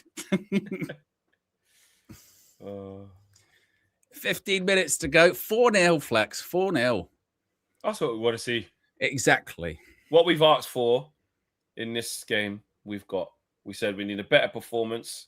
Yes. Than the first game by far. We got that. We wanted to see intensity. We got that. And we wanted to see goals. We got that. Absolutely. You know what I mean? And we played well in both halves as well, which doesn't always happen when you make changes and stuff. Oh, go on. And it's not even really sort of debatable. You know, like sometimes you can have those preseason games, can't you, where you don't play great and you end up winning and people go, yeah, we won, but we didn't play great. We've 4-0. We've looked good for it. Like you said, either team, either half, whoever's really been on the pitch. We've been the better team, created. Yeah, looked much sharper than we did against Wrexham. Still quite rusty that first sort of 10, 15 minutes. But since then, we've looked much smoother. And like you said, in the second half, Rosenborg have clearly made a lot of changes as well. And they clearly don't have a lot of quality and depth, do they? Because they have really gone off the edge of the cliff. They've literally, exactly. Oh. Exactly. Everyone's loving the blue kit, isn't it? The Manchukushner says, I heard Owen would bring out the WW bout if we get 5 goals. It's always out, mate. It's one of the beauties of... It's out already, mate. It's way bigger than I anticipated it being, to be fair. It's given me a whole new respect for these guys when they go on television and... Out of a heavy-ass belt. Well, did you see Expressions get a tombstone? Did he? I saw he... Yeah. Is that the latest, on TNA? Yeah. Yeah, type it in on Google quickly, on Twitter, and you'll see TNA. Like, it'll go on Expressions page. He took the tombstone well. It was wicked. Did he have the hat on? Yeah, he did. Yeah. Let me check out the tombstone, mate. Good tombstone. I'll just do it standing up, you know what I mean? Easy. Oh, what was that? Yeah, it's fluff. Little fly there. Oh, fluff. Yeah, I want to get your judgment of if it's a good tombstone or not. Expressions Insta. He'll be on his Insta. Oh, yeah, definitely on his Insta, yeah. Posted there. He's exactly like Harry Maguire, this kid, man. Jesus. Oh, is this it? Goes to hit him with the guitar. Moose takes it off him. Headbutts him gingerly. Picks him up. The pickup, there was a little bit of a thing there. Legs are clasped. And hope for goodness. Yeah, he is fine. Oh, he's flailing the legs as well. Look at him go. Red bottoms. He's got Christian Louboutins on, mate. Yeah. He tried to do the rock flop like a fish, you know, with the Stone Cold Stunner. Yeah. I didn't know Elijah had the tombstone in his locker. I didn't realize he was. Is that his finisher? I don't think so. He used to use something else. Honestly, though, this is what's you can't just take the Undertaker's thing. I know it's not the same thing, but it's like, do other people do? Who else does the tombstone? Even in WWE, did other people do it? Yeah. Not in WWE, really. I can't think anyone does a tombstone, but everywhere else, it's just a move. Just him and Kane, isn't it? In WWE. In WWE, yes. Yeah. Although they're a bit better now with power drivers. They didn't used to be, but more people do them. Yeah. But ironically enough, and this is what's crazy about wrestling, is the scarier thing for him to do probably would have been the guitar shot instead. I spoke to him. I spoke to him about the I spoke to him about instead of doing the tombstone. You're safer doing the tombstone than the guitar shot, which is mental. Yeah. He said that guitar. I said, so what was that like? He goes, bro, I was out. He goes like, I closed my eyes. Like he don't even remember like hitting the thing, and he was like, it actually does hurt, like getting a guitar shot. It does hurt. And they have to be careful with it. So like the magic behind it is it's a guitar, but there's a gimmicked guitar. They'll cut like things out of the back of it and take the stuff out of it. So you got to hit them with the right bit. Because if it was a legitimate guitar you got off the shelf at a music shop, you would have what happened to Jake the Snake Roberts, who'll break your neck, compress your spine. You'd probably die. Like what the hell? You can't get it with a real guitar. Yeah. So they'll gimmick it, but it's still wood. And like you said, the way to take it, they say, is tuck your chin, keep your chin down, close your eyes, and grit your teeth. Like, and that's it. Just like, that's what he did. That's why expressions like that. And that's what you do. But you'll get splinters and stuff like that, and you know. Oh. Whereas for that tombstone, he was probably like that far away from touching the floor, so he's probably safer. Because tombstone, like if it goes wrong, it's such a horrific one, isn't it? Getting dropped on your head like that, Jesus. Yeah, awful. That happened to Stone Cold, didn't it? Yes, it was the other way around with Owen Hart. Yeah, got dropped on his head. You can see it in the replays. His head's just about that much below where it should be, and it's it's the 80th minute. No JJ Gabriel yet. Yeah, that's what I was thinking about. Is it going to be he comes on for a little cameo, or was it just like you said in the match preview? Yeah, exactly. Bring him along, get used to a match day with the senior team. Get him involved in the next game, which will be against Atletico Madrid, by the way. Could you imagine? Yeah. Ball in. Is it against Atletico next game? Yeah. Isn't it? Yeah. Atletico, then what? PSG, then Leeds, then AC Milan. Yes. Games are coming thick and fast. Yeah. Feels weird, doesn't it? It feels weird. I know. Red Barrow, the Super Chat says, what was the forfeit that Flex agreed to again? He didn't agree to one. I kind of said, because we're talking about, Owen's got to get one of the... Well, because he said about the Baleba thing, but then I mentioned this earlier on. I don't want it to come across that I don't want him, because Man United signed Carlos Baleba. As long as the transfer fees are fine with it, like I'm happy with that deal. Yeah. I want to get. Did you see Romano's thing?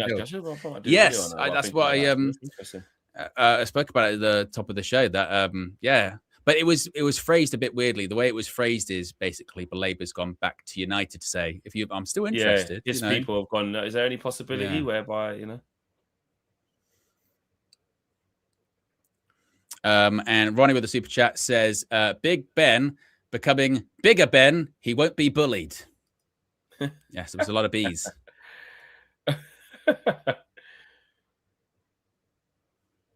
Someone said in the chat there, we've made 11 subs, so can he even come on? Did you only get 11 subs? Is that how it works in friendlies? I thought you could just make as much as you want. Yeah.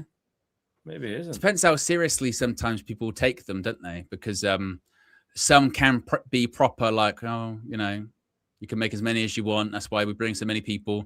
But some can be proper. No, it's still like 5 subs in the game. Go on, get another one, boys. I don't think JJ's coming on, guys.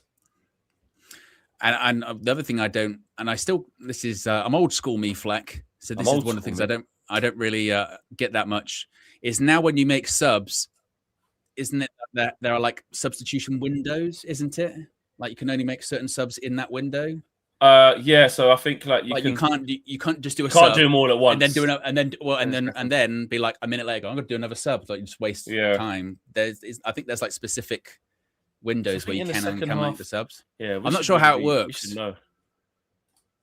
Am I on the right track there? No, I do. No, there is one thing. I don't know how to articulate it, but there is. What are the rules for subs? Substitution windows.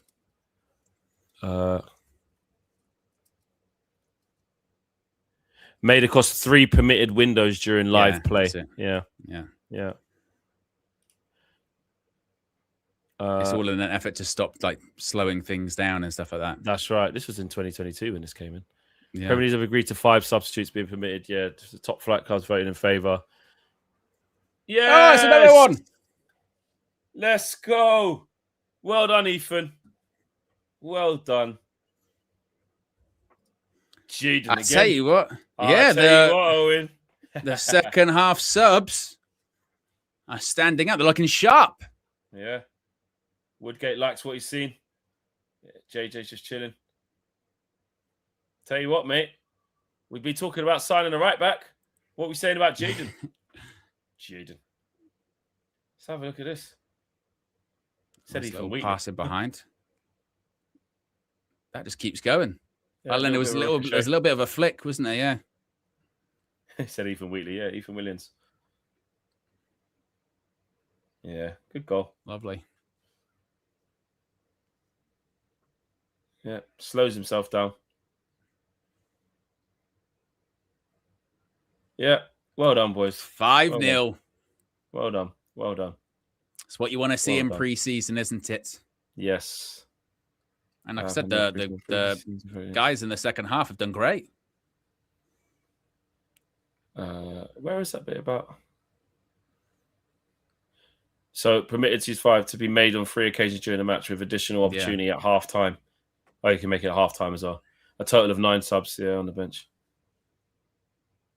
Because I think that was the thing, is that you've got 5 subs, but you've got like 3 windows to use them, if that makes sense. I think. Do you know what? Sorry, just because this is in 2021-2, I think 2022. In addition, the Premier League has today updated its remaining COVID-19 measures. From April 4th, the league will remove twice weekly COVID testing of players and staff and move to symptomatic testing. Oh, look at that, man. It seems like ages ago. Yeah. Crazy, isn't it? It was crazy. Another lifetime. What did Klopp say about this? Due to demands of fixture schedule and absences caused by COVID, called for 5 subs. Players were at the edge. Yeah, so he liked it. He's back today as well. Today, I saw him, isn't he? He's back. Strong words, man. He's back. He was like, mate, if you tell me I'm shit, no problem. But if you cuss my family and go mad, I'm off. I'll just leave. Yeah. He said, I'm here, but I'm not doing it for you. I've seen how you treated Nagelsmann. I've seen how you treated Tuchel. He was going in, bro. Which is hilarious because he was there at the World Cup covering it. So he was part of the media. I think he'll do well. I thought it was going the other way. I think he'll do well though. Yeah, I think he will. You've got, but nothing's automatic. Like Hansi Flick couldn't do it there, and he just won La Liga with Barca. And the important thing is, you think about people like Pep and Klopp here. You think how influential they are over a squad of players where they need to be with them every day, instilling their principles. It'd be very interesting to see how much of them can get across in like seeing them 6 times a year. Do you know what I mean? So, yeah. But it's like the idea of him being part of a European Championship or a World Cup is quite dynamite, isn't it? Yeah. The drama that would be involved now. Although we said that about like Don Carlo in Brazil, and like nothing happened at the World Cup, really. No. Like, you know what I mean? No, like magic was really there. It was just. So I mean, so being really an international manager, it's not a transfer, man. Because you need them players with you. These guys like to be across it every day. Yeah. Input every day. So, and like Don Carlos, you know, you want to talk about the GOAT. I mean, my goodness me, he's not a lot left for him to do. Oh, did they? Oh, Manjakushna. Did you guys see the English FA invited Mexico to Wembley for a friendly? Might give me an excuse to go back to London if it happens. Oh, yeah, there you go. Yeah, we've played you in the Azteca. Time for you to come to our theatre and cathedral of football. It'll be so intimidating in Wembley, bro. You won't know what's hit you. I tell you what, those prawn sandwiches scare the shit out of you. They do. Ooh, welcome to hell. Ours is more emphasis on the welcome. You know what I mean? Yeah. Something. In fact, they probably wouldn't even say it. They probably go, "Well, let's not say hell. This is a bit too." But that was definitely our best game at the World Cup, wasn't it? That was the game I enjoyed the most, anyway, as an England fan. Yeah, I think it was the build up to it with all the history and stuff. But yeah, it was crazy. And it's 90 minutes, the atmosphere, you know, and the red card, the drama of it. It was a good one. Yeah, it was.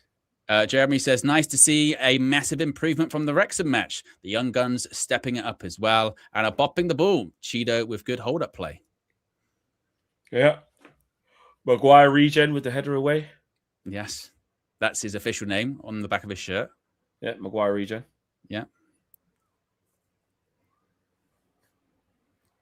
There you go. We're 10 likes away from 750 likes. So if you haven't already, click the like button. Save.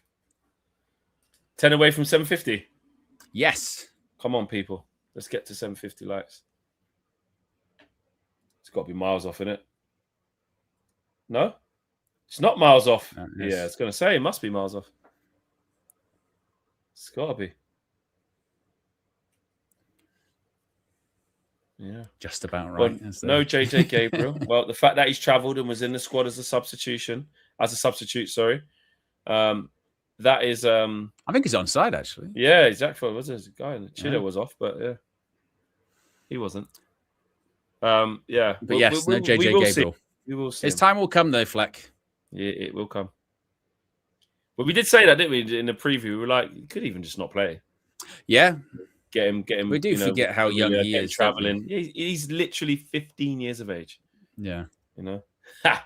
Look at that. I am Pirium. I need this scoreline versus AC Milan. Yes. Oh, could you imagine? Yes. Do need this scoreline versus AC even Milan. When that AC Milan team sheet comes out and I just see the 3-4-3, I just I know. Just seeing it will make me have shivers. Oh, let alone if it works. Oh my God. Imagine. I mean, did Simon Stone say that now? Aggregator up 8 minutes ago, but Simon Stone's also tweeting about the match right now. So where's he got this from? It's sounding like there's an element of positivity around Manchester United's chances of signing Tchouaméni. Although there have been reports he has agreed a new contract with Real Madrid, that does not square with a belief the Spanish club are open to selling him. Wow. Did you see though? Was it yesterday or the day before, where I think it was a Simon Stone BBC Sport article saying that one idea that is being floated is that Man United don't sign a third midfielder this summer. Yeah, I did see that. I saw that, and a lot of the reactions to that was soft launch for not getting anyone. And I just thought, but we are going to sign someone, aren't we? You know what I mean? Well, I don't know. Mason Mount's in there, mate. What do we think? There's a chance that they look at a game like this and go, all right, we've got everyone we need, actually. Well, you don't want to say that just off a pre-season, but you know, we have to be going to get a third. Or are they so steadfast, maybe the other way of looking at it, are they so steadfast in their belief of we are not overpaying for anyone? Just like, look, if the value ain't there at this moment in time, it might be there in January or next year. We're not going to, you know, will they be that firm in it? Because that's going, what is it, 10 toes down in your beliefs, isn't it? That is proper. Yeah, I don't think we shouldn't be doing that. We shouldn't be doing that. We need to get a third midfielder, definitely. Even profile-wise, for the type of one that we all agree that we need. Yeah. We need to be getting a third midfielder. I don't want to be seeing that we're going to try and make do with, Mason Mount.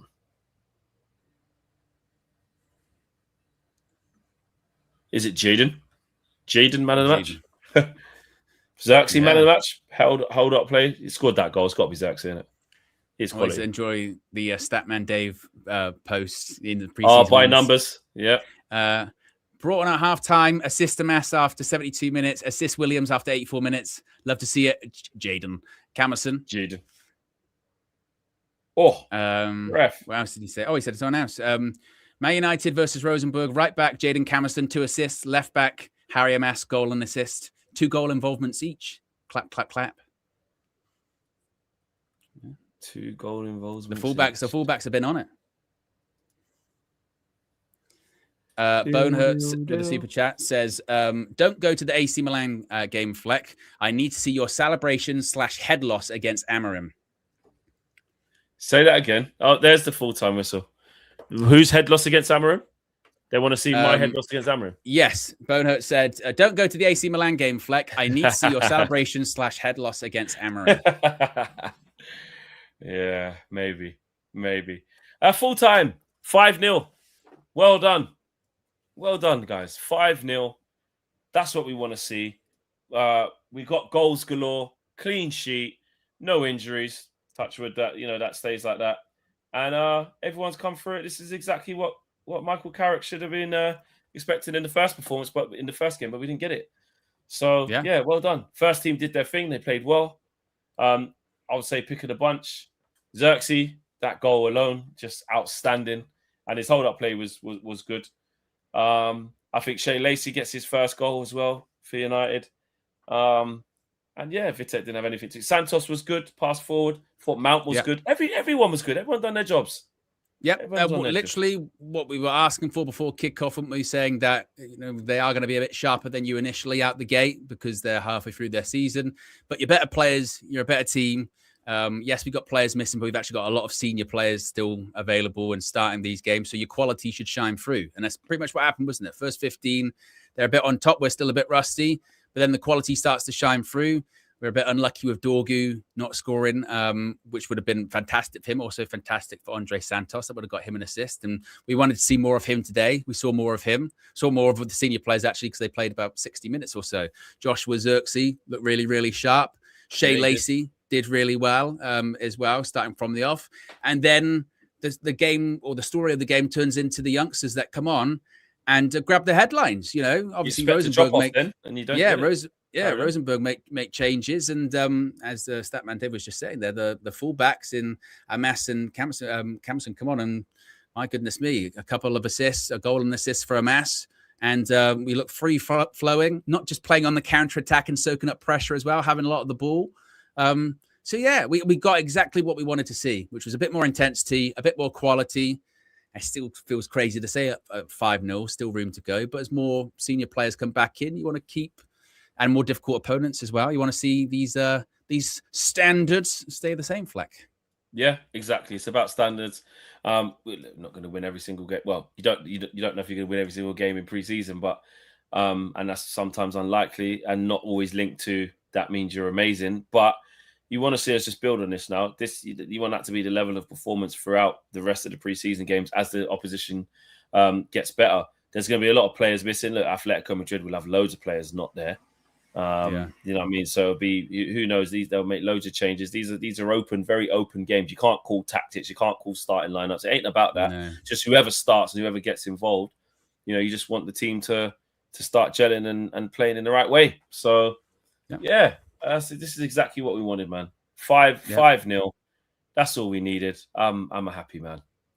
Exactly. And then roll on to the next one. Like I said, it's weird about when the preseason truly starts in earnest. It's always strange after international competitions. So people coming back in dribs and drabs, isn't it? Yeah, so it's always a bit difficult. Maybe the next step will be, hopefully, fingers crossed, seeing a few more signings come through the door and starting to see them relatively soon as well. Tielemans fairly soon. Nice, Tielemans, yeah, exactly. You want to see him. And then who else? You never know who the next person could be. Yeah, well, we'll see Tchouameni hopefully against AC Milan. Yeah. Imagine. Oh my goodness. Yeah. Imagine after all of that, the stuff this morning. Yeah, as well. I'd have to be. Well, I never had an issue saying Lucas would have got that right. It's like I said, my thing would be about, did he really know, or is this a case of? Yeah, exactly. Ding ding, bullshit. One of those things. Chris said it in the comments earlier on. It's the guy who does the lotto. He wins £1,000 and you go, fair play, mate. Look, you got some numbers right. He goes, I know. You go, you do those numbers every week though, don't you? Yeah. You still got it right. And then they said David Ornstein's the independent adjudicator. He knows the numbers. Like he actually knows the numbers. Like he knows the numbers because it's his job to know the numbers. Exactly. That's the difference. That's the difference. I want to see this actually go one more time though. Amas into his feet. Good touch there. Whoops. Yeah. Whoops. Yeah, great goal. Great goal. Great day, great evening. No injuries. The cherry on the top would have just been just JJ. Just put JJ on. But it's all right. It's a long preseason. We don't want to, out of what I was saying earlier about not putting too much pressure on his kid and building all up the thing.